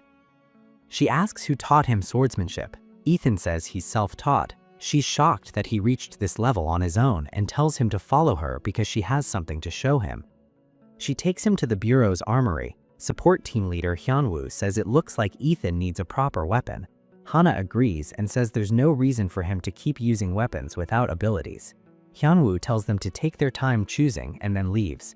Hana tells Ethan to go ahead and pick whatever he wants. After browsing for a while, Ethan feels like nothing there is useless, but nothing stands out to him either. Then he notices the vampiric spear Dragos, which absorbs blood from the blade to heal the user and grants control over blood. But then he spots something even more interesting, a greatsword called Soul Eater, also known as the Sword of Eternal Death. It has 5 abilities instead of the usual 2, although 2 of them are currently sealed. The sword cannot be destroyed, its sharpness increases with the number of souls it devours, and it heals the user based on the damage dealt. Ethan wonders why a weapon like this is here since he's seen it on the black market in the other world. It was one of his favorite weapons there. Hana asks if he likes that sword. Ethan says he does. Hana finds it interesting that he chose a two-handed weapon and takes out her phone to request the transfer of ownership. Nyan asks if they weren't supposed to give him a weapon with 2 abilities at this stage, not a 5-ability weapon right from the start. The chat agrees. A donation says this sword could become best in slot once all its abilities are unlocked. Mr. Sung says this isn't the first time Ethan has received an item that's impossible for his current stage. The Hermit's necklace he got in his last stream was also a mid-game item. He reminds everyone that the game gives rewards strictly based on risk. The harder the challenge, the greater the reward. Nyan asks if he got the necklace because he defeated the hunting dog on his first mission. Sung says she's right and that Ethan did everything flawlessly, from escaping the research facility to sparring with Hana. Nyan says that makes sense now. Sung says they should get back to watching. Hana finishes transferring ownership of Soul Eater to Ethan. She suggests they go on a quick raid now that he finally has a proper weapon. A little later, at the top of a mountain, the two of them step through a portal. Hana says she never expected a portal to be at the top of a mountain and that she's already warmed up from all the climbing. She curses the soldier who told her it was just a small mountain. Then she tells Ethan that this portal has wolf-type invading entities. She explains that these creatures have strong territorial intensities, so they'll start swarming soon. Ethan says everything should be fine as long as they're not above B rank. Hana says she'll step in if things get dangerous and that she'll just observe for now. Ethan summons Soul Eater and says, "I understand." He hears the wolves getting closer and takes his stance.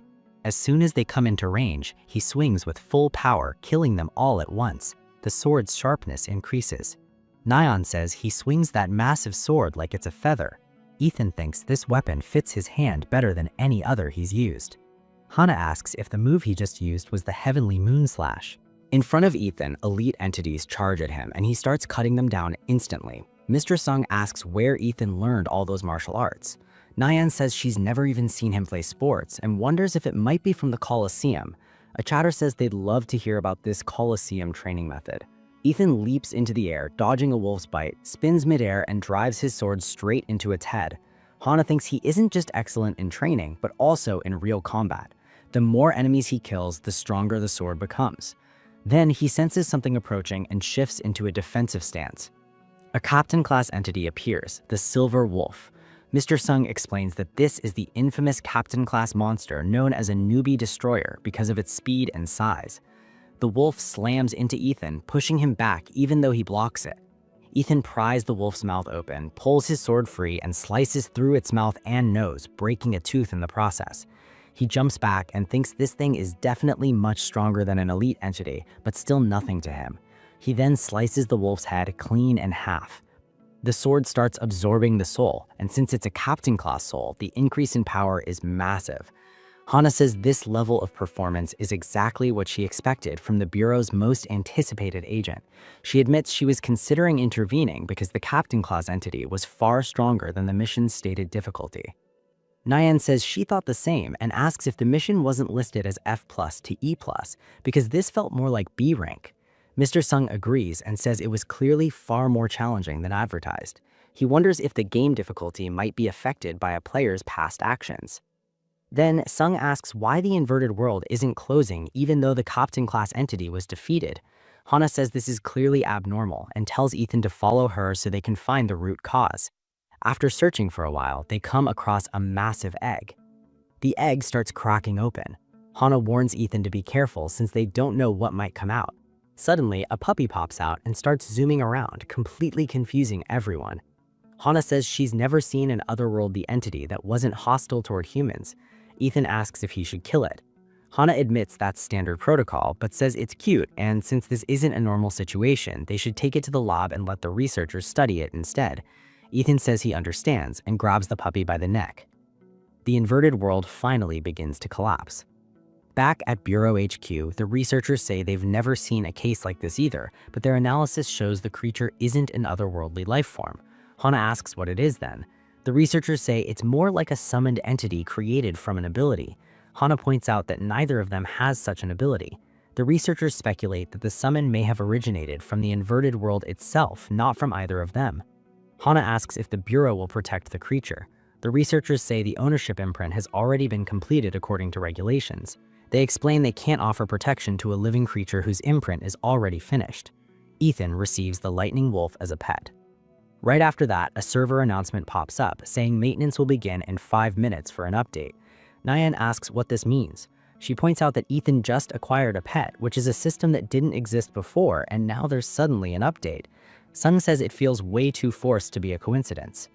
Nyan asks if the game is going into emergency maintenance because Ethan just acquired a pet. Chatters tell her to stop overreacting and say it's probably just a coincidence. Nyan and Mr. Sung end the stream and tell everyone to come back for the next one. A man stops the recording and says that even the stream raised the same questions they have. They're inside Planet Earth's US conference room.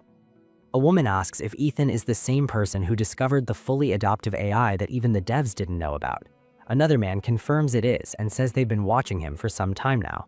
Sophia, the head developer of Reverse Planet, asks who they're supposed to explain this system update to when even the dev team didn't know about it. The man says they should already know the only person capable of doing this is Isaac, the former head developer of Reverse Planet and a known genius who is currently missing. Sophia thinks that weirdo went into hiding on purpose, but she never expected him to shut down the server and update the game on his own. She then asks about something called Deuce. Another dev says they've been trying to wake it up but haven't gotten any response. Deuce is the AI Isaac created to help with game development, and it stopped functioning as soon as Isaac disappeared. Sophia tells them to comb through the source code to see if there are any new files they don't recognize. She says they'll be in serious trouble if something like this happens again. A dev asks if they can really find something like that in the code if Isaac didn't want them to. Sophia cuts him off, shouting that they have to find him at all costs. She also orders them to put Ethan at the top of the priority management list and keep monitoring his live streams so they can take immediate action if anything happens. Sophia grits her teeth, thinking she doesn't know what Isaac is planning, but she's not letting a single thing go his way. Meanwhile, in a binary waterfall, a holographic hand reaches inside, making everything start to disappear. Anonymous Viewer 62 donates $3,500, saying Ethan did well and that this is his reward for completing a special mission. They add that for his next mission, he will need a comrade he can trust. The next day, at a cafe, while Nyan is yapping about something, Ethan keeps staring at Anonymous Viewer 62, wondering what they're plotting. Almost all of his special missions have been tied to the system. He starts thinking this person has to be a developer or at least someone connected to the company since they're clearly messing with the code. Nyan brings up Anonymous Viewer 62 and asks if he thinks this person works at the game company, since it was suspicious how the servers went into maintenance the exact moment he got a pet. Ethan says it has to be a coincidence and asks why a game company would care about some random streamer. He then asks what the big news was that she wanted to tell him in person. Nyan says he got a recruitment offer from the Reverse Planet Cup. The Reverse Planet Cup is Reverse Planet's biggest PvP tournament, and they usually recruit streamers, famous influencers, or retired pro players. Ethan asks why they'd want him there, as a coach no less. Nyan says it's because he's the center of attention right now, and there's a role called an official support coach in the Reverse Planet Cup. She says they probably thought it was more appropriate to invite someone of his caliber as a coach rather than a player. She asks if he isn't going to participate and show his skills as a coach. He asks if she wants to take in disciples. She says he's right, and if he's willing, she'll prepare everything for him. Ethan says he'll do it, thinking about his special mission. Nyan jumps up, asking if he's serious and saying this would help our team too. She immediately starts multitasking, saying she'll tell them he's going before he changes his mind. A few days later on stream, Nyan and Sung welcome the viewers and say they have an important announcement before starting. Nyan says Ethan will be participating in the SSR Cup as a coach. Mr. Sung asks if being good at the game and coaching are completely different. Nyan agrees, but since his current tier is relatively low, he needs to focus on climbing ranks today. Mr. Sung agrees and says if he wants to save face as a coach, being in a higher rank is a must. A chatter asks if Ethan is gold in all modes. Sung pulls up the ranks, and Nyan explains that they went on a duo streak in survival mode before, and since they won 10 games in a row, he can start playing ranked right away. Someone sets a mission for Ethan to get 40 kills or more without using any weapons for $2,000. Nyan quickly forwards the info to Ethan. He accepts the mission and gets ready to start. The game begins and he spawns out the military base just like last time. He immediately starts listening for sounds and realizes there are about 19 players nearby. He thinks he needs to hurry if he wants to hit over 40 kills. He drops into a runner's stance and bursts forward, zooming through the map and punching anyone and everyone around him, leaving everyone shocked. His kill feed goes wild, and when he's done, he has 18 of the 19 kills in that area. He clears the outskirts and decides to move toward the center. A few minutes later, only 2 players remain. The last guy is sitting in a corner. Ethan arrives and ambushes him from behind, but the opponent dodges and slides back, raising his fists, ready to fight. Mr. Sung says Ethan's opponent is also using a body enhancement build just like him. Nayeon says this is the first time we've seen that, and the guy's kill log is insane too. She says he has 15 kills so far. Ethan has 39 kills and needs just 1 more to reach 40. They start fighting. The opponent dodges Ethan's punch and counters. Ethan kicks his opponent, sending him sliding back. The opponent rises again, clicking his tongue. Mr. Sung says this fight could be compared to a professional martial arts match. Nayeon wonders who Ethan's opponent is. Chatters say it has to be a pro on a Smurf account. The opponent jumps forward. Ethan steps in and says it's time to end this, then lands a 1-inch punch, sending the opponent flying. The opponent says, I expected I couldn't beat Ethan with a build I wasn't used to. He says he had fun and hopes we can have a proper fight next time. Ethan wonders what that was about. The match ends with Ethan winning with 40 kills. Mr. Sung says Ethan hit the goal and completed the mission. Greedy Nayeon asks if the person who set the mission is still in chat. The donation comes in and Nayeon thanks them. Nayeon says we should keep this momentum going and keep ranking up. Viewers ask why her eyes have dollar signs. Ethan goes on a 98-game win streak on stream and reaches Master Tier in all modes. Meanwhile, in a random living room, a girl scrolling through the game community sees a thread about Ethan looking for disciples for the tournament. She asks her little brother if he saw the thread about Ethan's tryouts and if they should apply too. Her name is Arum, a game streamer. Her brother says he already applied and that he's the older one between them. His name is Don, also a game streamer. She says he applied pretty fast and asks why he didn't apply with her big sister while he was at it. He says he's right and that he should have cared a bit more about her, calling her little sis.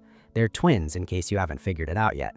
At Planet Earth HQ in America, inside Sophia's office, she looks at something about Deus. A few days later, about 5 minutes before Ethan's stream, he picks up the wolf pup and checks its skills. It has bite, howl, and tumble. He thinks it's basically useless for him. Nayeon says it doesn't look any different from other pets. She then tells him that she and Mr. Sung narrowed down the list of applicants to be his students since too many people applied, and asks if he can take a look later by playing some PvE with them before deciding. Ethan says he'll do it later. Mr. Sung tells Nayeon to get ready since the stream is about to start. Nayeon tells Ethan to start when she gives him the cue. Ethan wonders if he should just send the puppy home, but looking at its cute, happy face, he hesitates, then sends it away anyway. A few minutes later, Nayeon gives him the signal and he starts. Immediately, he receives a message on his company phone, multiple distress calls about a large-scale rampage incident. Nayeon says the story just went off the rails. A reverse planet rampage is when the other world breaks through the boundaries of reverse planet that normally contain invading entities, causing them to pour out. When a rampage happens, the invading entities cross over to Earth and start attacking. Ethan wonders if the dimensional war is about to intensify. He receives a mission to eliminate the invading entities and respond to the large-scale rampage incident. Hana calls out to him from far away. She says she got the vehicle ready and they're leaving immediately. When they reach the site, there are monster corpses and human bodies everywhere. Hana says it looks like they were too late. She adds that the agents who arrived earlier must have eliminated the goblins, and these ones were probably chasing fleeing civilians. She says she trusts Ethan to work independently and suggests they split up. Ethan nods as Hana runs off, telling him to be careful. Ethan says I should get moving too. A civilian is running while being chased by a group of goblins. Ethan's chain sickle flies forward, lodging into a goblin's head, and he uses the momentum to launch himself onto another goblin. Then he sends the sickle forward again, slicing the lost goblin in half. Chat says his chain looks like it has its own will. The civilian asks who he is, and he tells her he's an agent with the Bureau. He tells her to head down the path to reach safety. She thanks him and runs off. Ethan wonders if that was the last victim. He thinks he needs to kill the captain-class entity as soon as possible to stop more monsters from swarming out. Something attacks him from behind. He jumps back and says it's nice of the captain-class entity to come to him on its own. He sends the sickle at the red goblin, but it snaps it away. Ethan notices something else in the forest behind the red goblin. The goblin charges at Ethan. For a moment, it looks like Ethan is being pushed back. Nayeon asks what's going on and why Ethan isn't countering. Mr. Sung says it looks like Ethan's attention is on something else, not his opponent. Ethan's chain snaps as he uses it to block another hit. The goblin attacks again, but it's cut in half before it can land another blow. Ethan sees that the other entity still isn't coming out. He tells it to come out on its own. When it steps out, it becomes clear that it's a dimensional invader. These beings come from the otherworld and go by many names, like demons or otherworlders. Sung and Nyan say that invaders aren't supposed to appear until very late game, so even seeing one is insane. The invader takes a fighting stance. Ethan thinks he's never seen an invader come out like this before. He throws his weapon aside and prepares for hand-to-hand combat. The two stare at each other for a few seconds before Ethan makes the first move. He steps forward and throws a punch. The invader dodges and counters. Ethan bobs and weaves to dodge the blows. Mr. Sung says this fight reminds anyone of their last fight in survival mode. Nyan says she's not sure. Chat agrees with Nyan, saying all bare-knuckle fights look the same.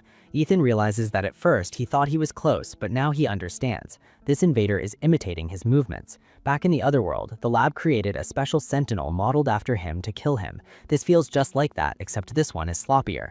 He grabs the invader by the head and slams it into the ground. Chat says they're almost starting to feel bad for the invader. Ethan raises his fists and starts crushing it with continuous punches. He thinks that someone is doing the same thing the lab did in the old world and wonders who it could be.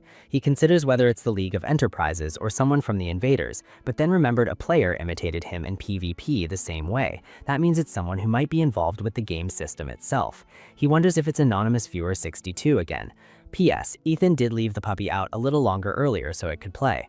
Hana arrives nearby, snapping him out of his thoughts. She asks if he's done with his work, then notices the corpses of the invader and the captain class entity. She immediately reports it to the bureau, asking them to send someone to retrieve the bodies and survey the area for more invaders. She tells Ethan he did a great job and that she was right to trust him. Ethan says Hana did a great job too and asks what happened at the other locations. She says everything is under control now. She says they should head back once the cleanup team arrives. The mission he received is now completed. Back at the bureau, he gets called to Kim's office again. Kim says they're going straight to the main point and that Ethan was called in to talk about the invader he killed. He explains that the researchers found this invader was completely different from anything they've seen before. He says it's safe to say it's almost a different species. Kim says that's why he wanted to hear the situation from Ethan in more detail and asks if he remembers anything special from the incident. Ethan explains everything that happened. Kim looks surprised when he hears that the entity was trying to imitate Ethan's movements. Nyan wonders why Kim is reacting like that. Sung says it might mean the invader's actions are more serious than they thought. Kim explains that there has never been an invader in history that tried to imitate humans and asks if they're changing their strategy by copying humans now. He says if they succeed, there would be no way to stop their invasion. Ethan thinks it does make sense. If the entities disguise themselves and act in ways that benefit the other world, they could bring chaos to the world while escalating their invasion. And if they come in contact with the League of Enterprises, they wouldn't hesitate to cooperate if it meant profit. Kim sighs, then thanks Ethan for stopping another huge incident. He says there's still a lot to investigate, but Ethan has done a great job so far. He says he's more than qualified to have this item as he slides a box toward him. Ethan checks what's inside the box and leaves the room. As soon as he walks out, Ginny calls out to him, saying they haven't seen each other in a while. Ethan asks what she's doing there. She says she came to congratulate him. She asks if Tilniter Kim gave him the official agent badge after seeing the box. Ginny says it's tradition for a senior to pin the badge on a junior who's been promoted from trainee. Hana says her assigned mentor was supposed to do it, but since Ginny's hands are injured, Hana will do it instead. Hana pins the badge on Ethan and congratulates him on becoming a full-fledged agent. Chat asks if this is what they mean by flowers on both sides, and say these two haven't smiled this much throughout his entire playthrough. Ethan thanks them both. Ginny explains that an official agent gets a lot of authority with the title, but the only thing he needs to know for now is that he now has the authority to go on solo operations. Ginny says it's a shame he gets to go on solo missions already since they only got to go on one operation together. Hana says Ginny, the senior, was the one who got the most injured on that mission. Ginny says there was a good reason for that. She changes the subject and tells Ethan that even though he has the authority to go on solo missions, he doesn't always need to and asks him to call her anytime he needs help. Hana says she can help too. Ethan thanks them again. Ginny asks what Ethan is going to do now. Nyan suddenly pauses the stream and says that's it for today. Chat asks what she means and if she's trying to give them heart attacks by ending out of nowhere. Nyan says they have to end the stream because Mr. Sung has something scheduled after this. Instead, she says they have a major announcement. She asks if they remember the announcement from a while ago. The auditions are opening soon and they're calling it Superstar N. N stands for nuclear. Chot asks if nuclear is really part of the name. Others say she has terrible naming sense. Mr. Sung says we received a lot of applicants. Nyan says the selection process is almost done and asks viewers to look forward to the stream they'll be holding soon. A few days later, 10 minutes before the Superstar N stream, Nyan and Mr. Sung are preparing. One of the twins looks around and sees that streamers from people with 100k subs like LNDB to rookie streamer Shuria were selected, and it doesn't seem like fame was a factor at all. Her brother asks her to look at a guy named Blue Whale. She asks, isn't he the clickbait rage baiter who was talking trash about Ethan, and wonders why they let him in. Her brother says they might have picked him just to put him in his place. She disagrees, saying Ethan wouldn't do something petty like that, and that it's Nyan who wanted to put him in his place. The stream starts, and Nyan tells everyone to stand by. Nyan and Mr. Sung welcome the viewers. Chot immediately notices that the stream background is different from usual. Nyan explains that this is the Disciple audition they announced earlier, so they're in an outdoor studio capable of accommodating a large number of people. She says she'll call Ethan out now since they already have a lot of viewers. Ethan logs in wearing a suit. Chotters say he looks good in a suit. The candidates all stare at him as he walks forward.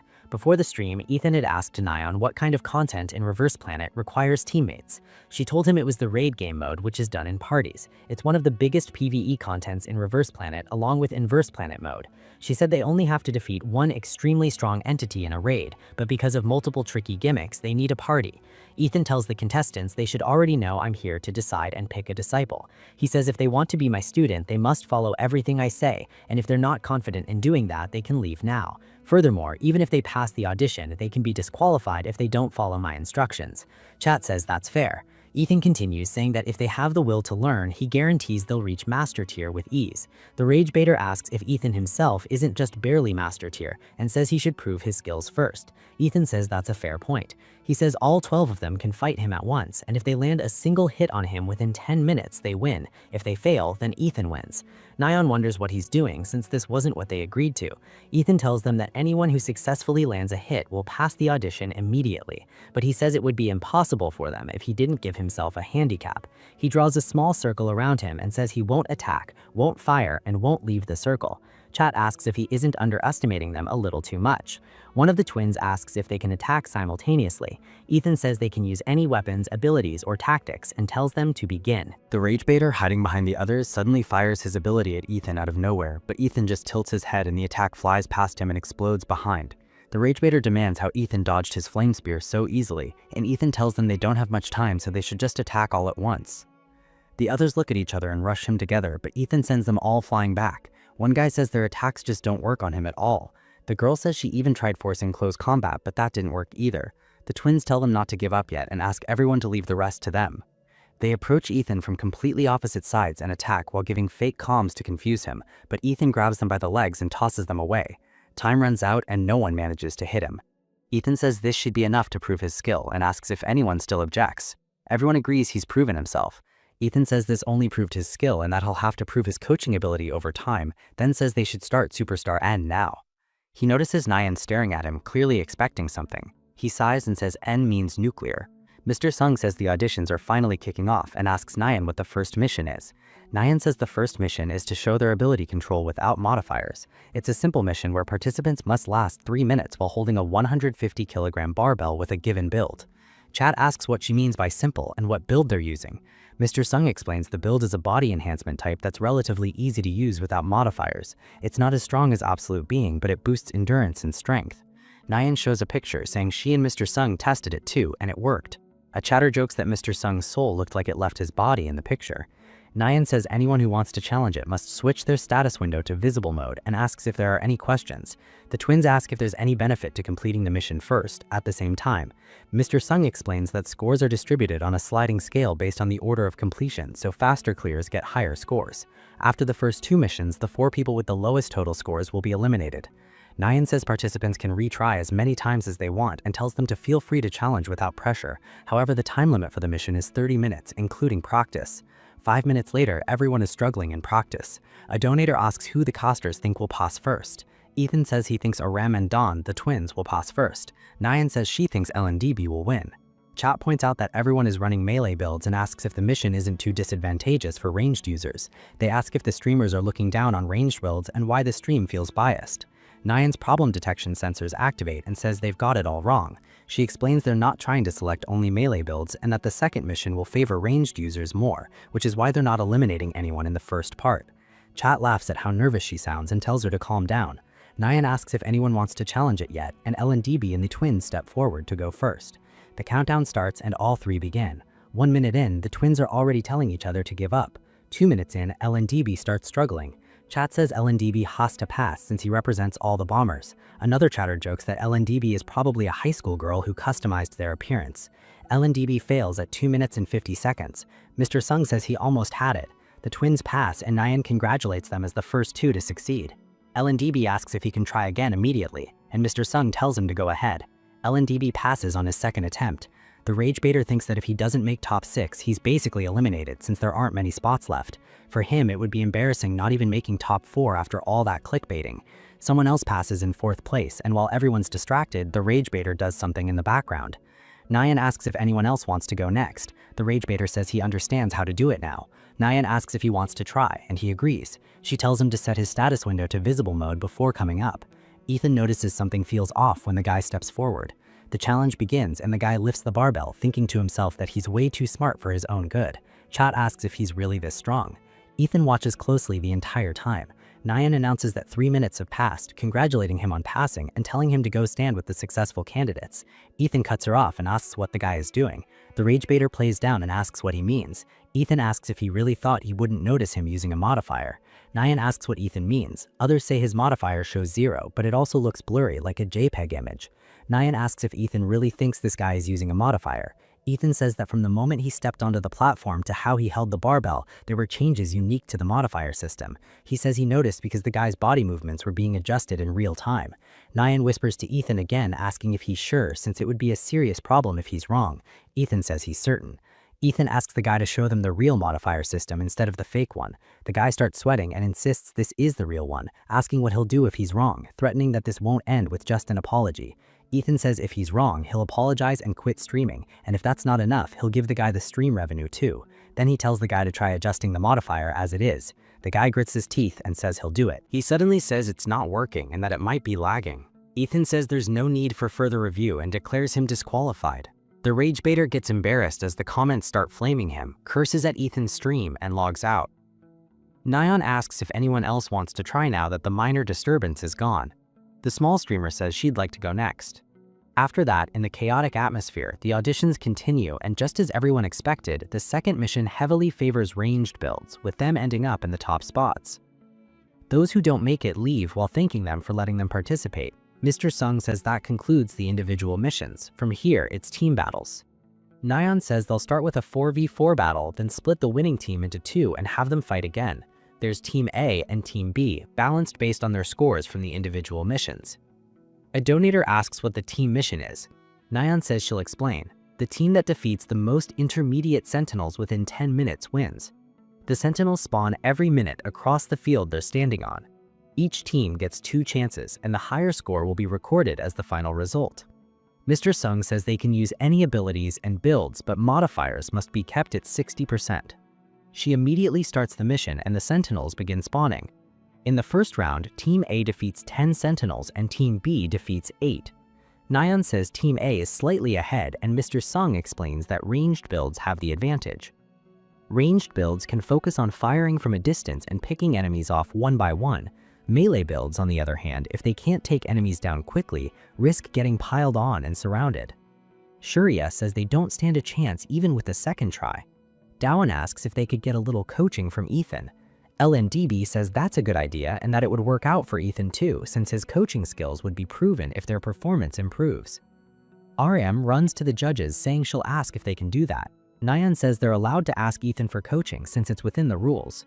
She says she and Mr. Sung will coach Team A in the meantime.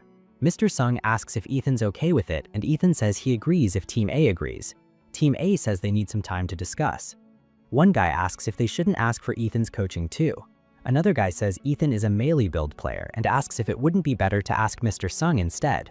The other two agree, saying how much Team B could even improve in 30 minutes, and that they should win as long as they keep the same pace. They agreed to the terms, and Nyan says the mission will continue after the 30-minute coaching session. Ethan tells his team they need to understand the Sentinels' traits to deal with them effectively.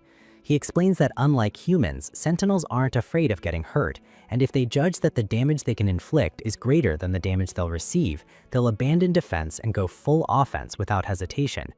He says they just need to figure out that threshold and exploit it. LNDB asks if Ethan can predict a Sentinel's actions. Ethan says they'll do a quick mock match and tells them to attack him. LNDB thinks he shouldn't hold back just because it's a mock match, since Ethan is clearly strong. He swings his sword at Ethan, and Ethan grabs the blade with his hand and kicks LNDB away. The twins nod at each other and attack together. As they rush forward, Shuriya wonders what she's supposed to do since she doesn't want to accidentally hit her teammates. Ethan kicks Aryam and uppercuts Dawan, knocking them out. Ethan says this is exactly what I expected. Aside from the twins, their attacks don't link with each other at all. He says they need to decide on their linking method first. While they're getting coached, the girl from Team A says this is amazing. Chat asks why they're listening to Ethan's coaching. Mr. Sung says Ethan's tactics wouldn't work for Team A since Team A is mostly ranged builds and Team B is mostly melee. Nyan says they should be fine as long as they practice their own way and asks them to check their build composition first. 15 minutes later, Team B says they're ready to challenge, all of them looking fired up. The mission starts and the Sentinels begin spawning. They rush in and start fighting, remembering they always have to be ready for counterattacks while finishing enemies off. While the melee fighters do their work, Shuriya is given specific instructions. Ethan told them that the core of Team B's coordination lies with Shuriya, their only ranged build user. If she hesitates to use her skills out of fear of hitting teammates, she won't get opportunities at all. He told her to make up her mind and commit to her attacks. A sentinel spawns behind LNDB. Shuriya immediately fires an ice drill into its head. She says she'll watch their backs and tells them to keep fighting without worry. LNDB gives her a thumbs up, saying she did great. Nyan says Team B looks completely different now. When time runs out, they've defeated 14 Sentinels in total. Chat wasn't expecting such a comeback. Mr. Sung says Ethan really proved his coaching skills. Nyan tells Team A that it's okay, asks them not to get shaken and to keep doing what they've been doing. Team A agrees and says they'll do their best. By the end, they defeat 12 Sentinels on their second try. With that, Team B wins by 2 kills, making them the winners. Team A says they were close and thought they were going to win. Chat respects Team A's effort. One guy says it feels a bit unsatisfying to end like this, especially since Shuriya did better on her second try. He says I'm sure Ethan could also advise ranged DPS. He walks up to Ethan and asks if he could advise them too. Ethan nods and says he doesn't mind. He tells the Power Ranger guy that the strength of the Pyromancer build is its nuking ability and explains how to maximize it. The guy says he understands what Ethan means.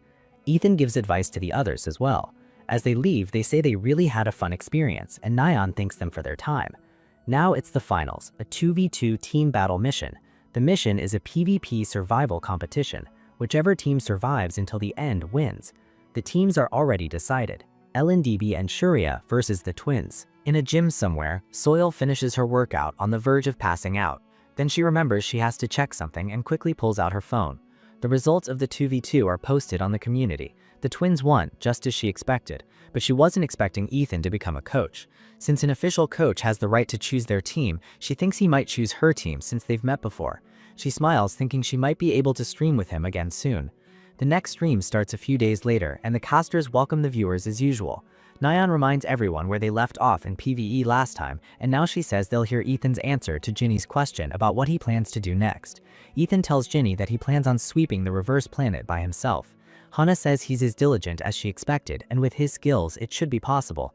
Ginny agrees, then whispers to him that she wants to tell him something and asks him to check his messages before leaving, since it's awkward to say out loud. While walking down to the garage, he checks his phone. Ginny asks if Ethan remembers the guys who attacked them last time. She says their target wasn't her, it was Ethan. The Enterprise might want something from him, and there's a high chance they'll attack him again. But they already know the Bureau will be ready, so they won't act recklessly. She adds that they've planted spies within the Enterprise who will report back as soon as the enemies start plotting something. She also sends him a list of reverse planets suitable for solo operations. Nyan says this isn't obvious foreshadowing for an attack. Mr. Sung says the hunting dogs might appear soon again. Someone approaches Ethan, introducing himself as Ji-hoon from the support and assistance team. He says he heard Ethan is going on a solo mission and offers to take him to the spot. Jihoon drops Ethan off and leaves. As Ethan walks toward the portal, he remembers Ginny said people would be guarding the area nearby, but they wouldn't be hiding in the bushes, which means he's surrounded. There are 6. They all attack with magic at once. Ethan zigzags through the spells, then jumps at one of the casters, but someone steps in and punches Ethan back. The man says Ethan's senses are much sharper than he imagined, and that it's nice to finally meet you, or should I call you test subject number 48. Ethan asks if they're from the Enterprise too. The man says Ethan is quick-witted and that they can keep this brief. He tells him to return to the lab. He says he might have gotten to the point too quickly, then promises they'll cultivate Ethan's abilities with proper experiments this time. Ethan tells them to get lost and stop wasting his time. The leader says it's unfortunate to hear that, and whatever happens now is entirely Ethan's fault. He tells his men to deal with him.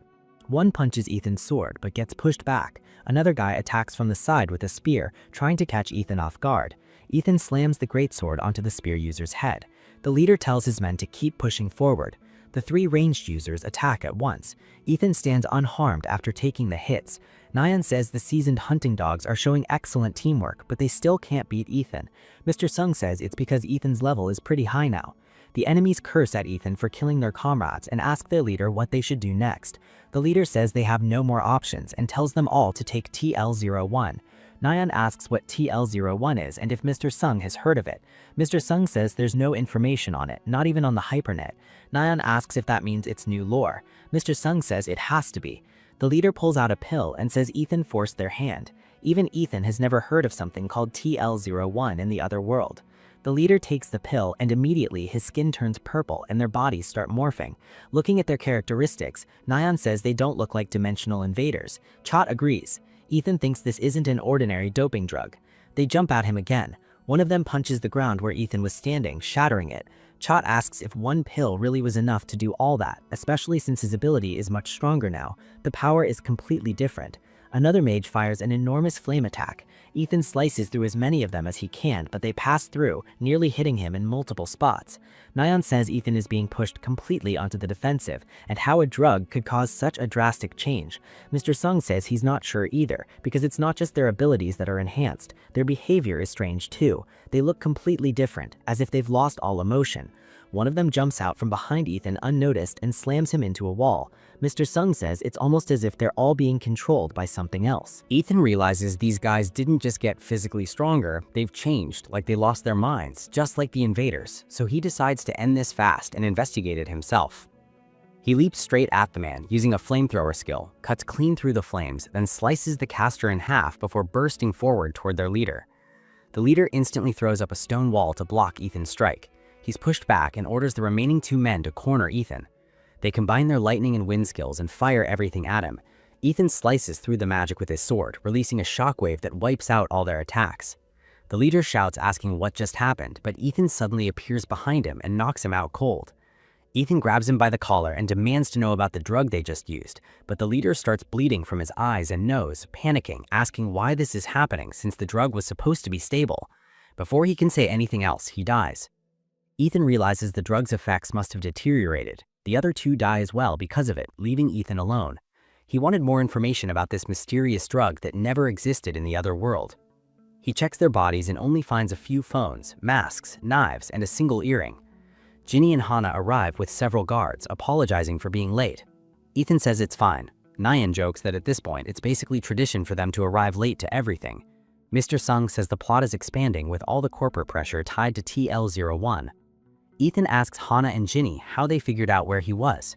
Hana explains they received intel that Ethan would be attacked right after he left, so they asked the agent assigned to track which portal he was heading to. But that agent gave them the exact opposite direction, then suddenly quit his job on the spot. So they tracked the dashcam footage from the car Ethan used to get there. But it looks like Ethan already handled the situation himself. Ginny apologizes again and says she'll make sure he gets compensated. Ethan says he doesn't really need it, but he'll take it anyway. Ginny says they'll finish the cleanup before heading back. Ethan walks into a random dark alley. Chatters ask where he's going. Nyan says she thought he was going to report to Kim. Mr. Sung says they should just keep watching to find out. Ethan thinks that if Anonymous Viewer 62 is really a developer like he suspected, then the adaptive AI unlocking new features, the copycat invader, and the sudden introduction of TL-01 that even the casters had never heard of all make sense. It also explains why the story changes based on his choices. This could be the clue that lets him uncover the secrets of the other world. He came to this alley to investigate the corpse, since he also needs to put a stop to the League of Enterprises. He suddenly changes his build, shocking Nyan. Mr. Sung says this new build doesn't look like a melee build. This is the build Ethan used before he was ever called a superhuman in the other world, a build designed for pure destruction.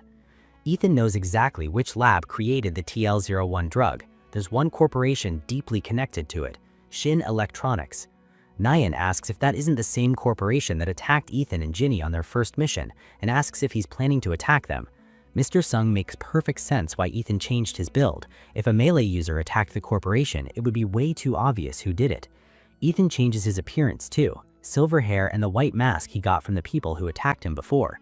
Chatters ask if this is the first time he's shown his custom skin. Mr. Sung says it's been a while since he's used the test subject outfit as well. Ethan puts on the mask and the earring, then runs toward the building. He blasts through a glass window, bursting inside and startling everyone. He walks through the dust cloud. Nyan asks if this is really okay and what happens if other players get involved. Mr. Sung explains the phase shift system activated when the entrance exploded, turning the corporate raid into a unique content tailored specifically for Ethan. Phase shift separates players into different spaces based on circumstances or events, meaning players can't see or interact with each other even if they're on the same map. Guards rush in with guns and order Ethan not to move. He flicks his hand, sending them flying sideways. He remembers the layout of this building from the other world. If it's the same, then there should be a secret floor leading to the underground research facility. More guards rush in and shout for Ethan to stop. A gorilla-like man steps forward, saying Ethan is using abilities illegally and orders him to surrender if he doesn't want to be taken down by force. Ethan remembers this guy. His name is Juan. The ghosts of Ethan's comrades start screaming, demanding that he kill Juan. While Juan is giving his speech, he notices small rocks falling on his shoulder, then the entire roof collapses on them. Many guards are buried alive. The remaining ones are trapped with no exit. They panic, asking what just happened and why the ceiling collapsed out of nowhere. The reason Ethan was called the Destroyer in the other world was because of this exact build. Juan gulps, saying the enemy is far stronger than expected, and orders the guards not to lower their guard. They all attack. One of them launches hundreds of shadow spears at Ethan. Ethan uses force to stop every single one, flips them around, and sends them right back at the guards. Juan asks how this is even possible. Ethan says it doesn't matter. When Ethan steps forward, Juan instinctively takes a few steps back. Ethan asks if Juan isn't coming closer. Juan charges and uses his ability, sending rocks flying at Ethan, but the rocks start disintegrating before they can reach him. Chatters go wild, asking what kind of god-tier ability this is, and if this is even possible with telekinesis. Ethan sweeps his hands and completely destroys all of Juan's limbs at once. Ethan begins floating toward him. Juan breaks down, crying and begging to be spared. It reminds Ethan of the other world. Juan is just as disgusting as Ethan remembers. The ghosts scream for Ethan to kill him. Ethan remembers Juan laughing while killing his comrades, but when it was his turn to die, he begged with tears in his eyes. Ethan says he's done enough and sends a black orb toward Juan. Juan asks what that is. Juan gets sucked into the black orb. His entire body explodes. Nyan covers her mouth, about to throw up. Chatters ask how something this graphic is even possible in a game and tell the casters to put a warning on the stream. Mr. Sung apologizes and adjusts the screen. He says he didn't think something like this was possible with telekinesis and asks Nyan if she knew about it. Nyan is surprised by the question but says she expected the build to be weaker than the old one. Ethan thinks he's dealt with everything, but if reinforcements arrived, it would have been troublesome, so he has to move fast. Alarms start blaring in the lab. The researchers panic, asking how Ethan even found this facility since no one except staff should have known about it. They say they need to call for support first. The door is ripped open and Ethan walks in. The researchers tell him to stay back. He lifts all of them with telekinesis and slams them into a wall. He walks up to a computer. The list of corporations sponsoring the lab and the hunting dogs matches the other world, making it easier for him to remember. The over-enhancement of abilities was originally just a performance-enhancing drug, but back then the hunting dogs didn't simply get stronger, they turned into invaders. He realizes the drug's effects must have been altered by someone. A researcher arrives with 3 intermediate sentinels and orders them to capture Ethan. Ethan raises his hand, stopping all 3 sentinels in midair. He pulls them together and crushes them into a single lump of metal. The stunned researchers start begging for help. Before they can finish, Ethan twists one of their necks. Chatters ask if telekinesis was always this broken. Nyan says Ethan used to kill intermediate sentinels in 3 seconds using only one core ability. Mr. Sung says they should focus on the information gained by attacking the corporation. Ethan thinks he didn't get much, but it was enough to warn the corporation for now. Then he gets a notification for completing the mission, Attack Shin Electronics. Ethan is confused, so are the chatters. They ask how that was even an official mission.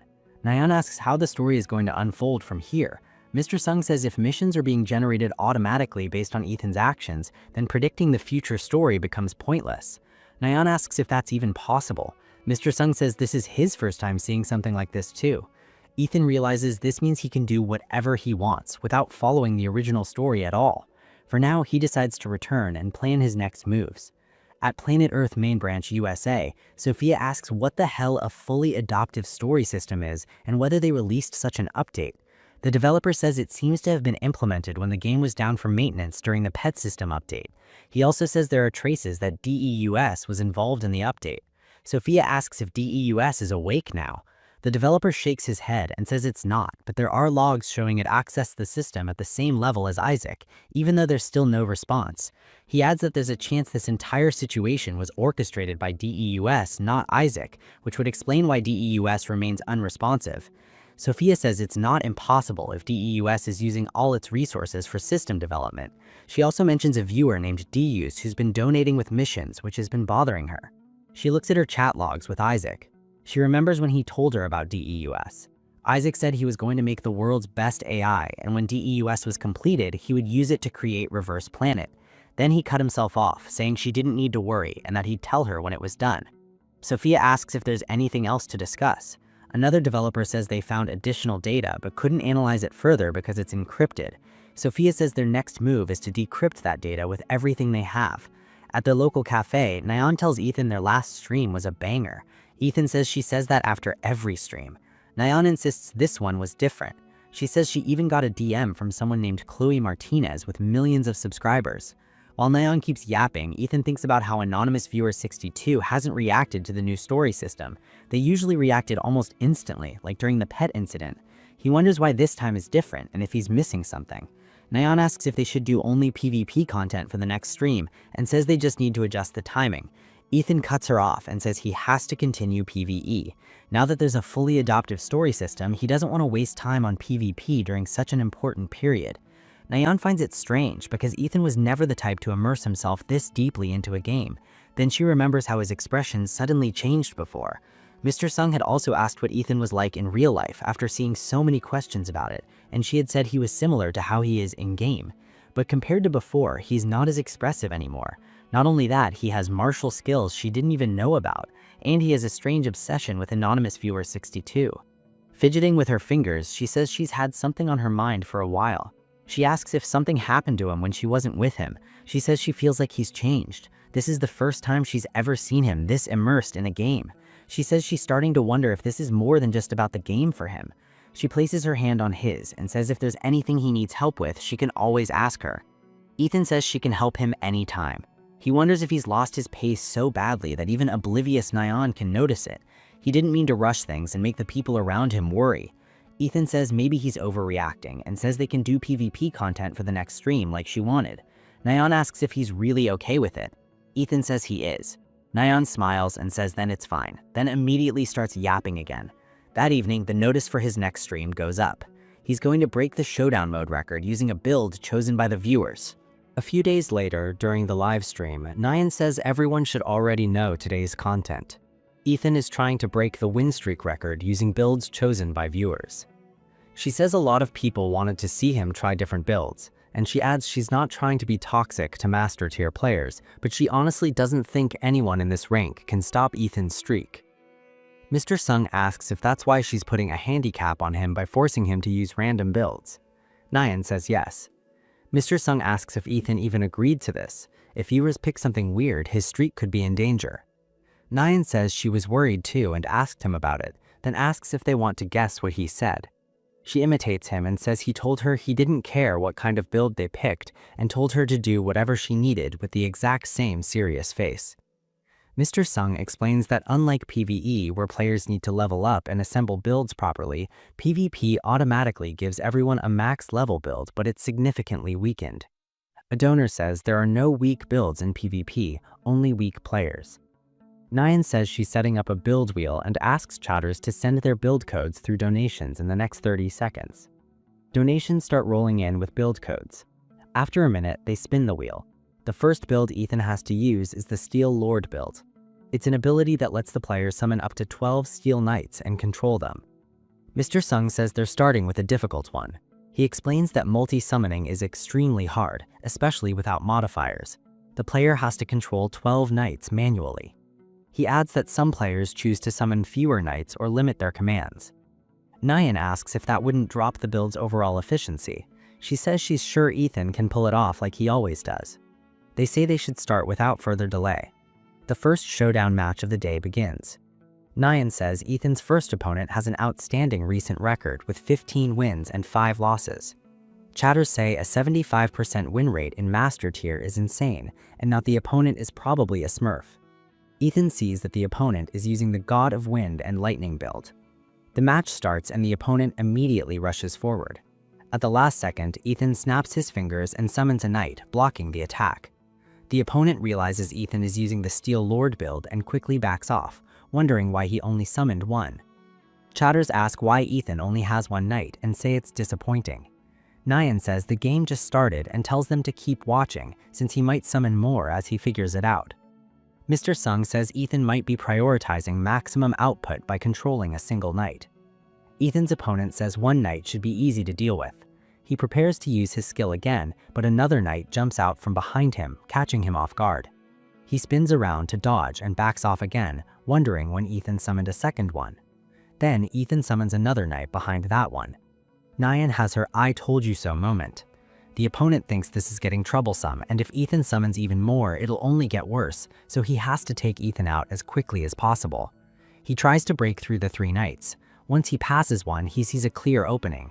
Ethan says, "I understand it now." With a snap, he summons a wall of knights. Mr. Sung says Ethan just summoned all 12 at once. Nyan says he wasn't lying when he said he understood it now. He was confident he could control all 12 simultaneously. The opponent starts struggling just to survive. Nyan says Ethan's opponent doesn't stand a chance. Mr. Sung explains that controlling one Steel Knight is about instinct and feel, but coordinating 12 is about strategy and tactics. To manage each knight's position and action, the player has to push their brain to the limit. It's a style that demands a wide view of the battlefield, instant and correct decisions, and extreme concentration. The opponent thinks he can't go down like this, but then a knight attacks from his blind spot, securing the round. Nyan says now that Ethan understands the build, the second round should be different. Mr. Sung says he expects it to end in 3 minutes. Ethan's opponent curses at the knights to stay away from him, but they all attack at once and take him down, securing the win. The opponent laughs and says Ethan is just incredible. Mr. Sung says Ethan completely overwhelmed his opponent in the second round and his win streak is now up to 56. Nyan says she's excited for his next build and spins the wheel again. A few hours later, someone watching the stream notices Ethan is on a 75-game win streak. The guy says that's amazing and that he wants to see Ethan win with a really weak build. He also wants to fight him, but if Ethan isn't on his main build, it wouldn't be fun. Mr. Sung says they only need 2 more wins and reminds everyone that Nyan asked Ethan to use his original build for his final 2 games. Nyan confirms it. She says that's when the most people tune in, so she wants him at his best. Then one viewer says Ethan would have no reason to hold back and asks if he should stream snipe him. He presses the button and successfully gets into the same game as Ethan. Chatters recognize the name. Nyan asks, "Isn't that a pro player?" Mr. Sung says it is. He's from DH Empire, the prestigious Korean Tier 1 League team that won last year's World Championship. He adds that this player was widely said to have narrowly missed out on finals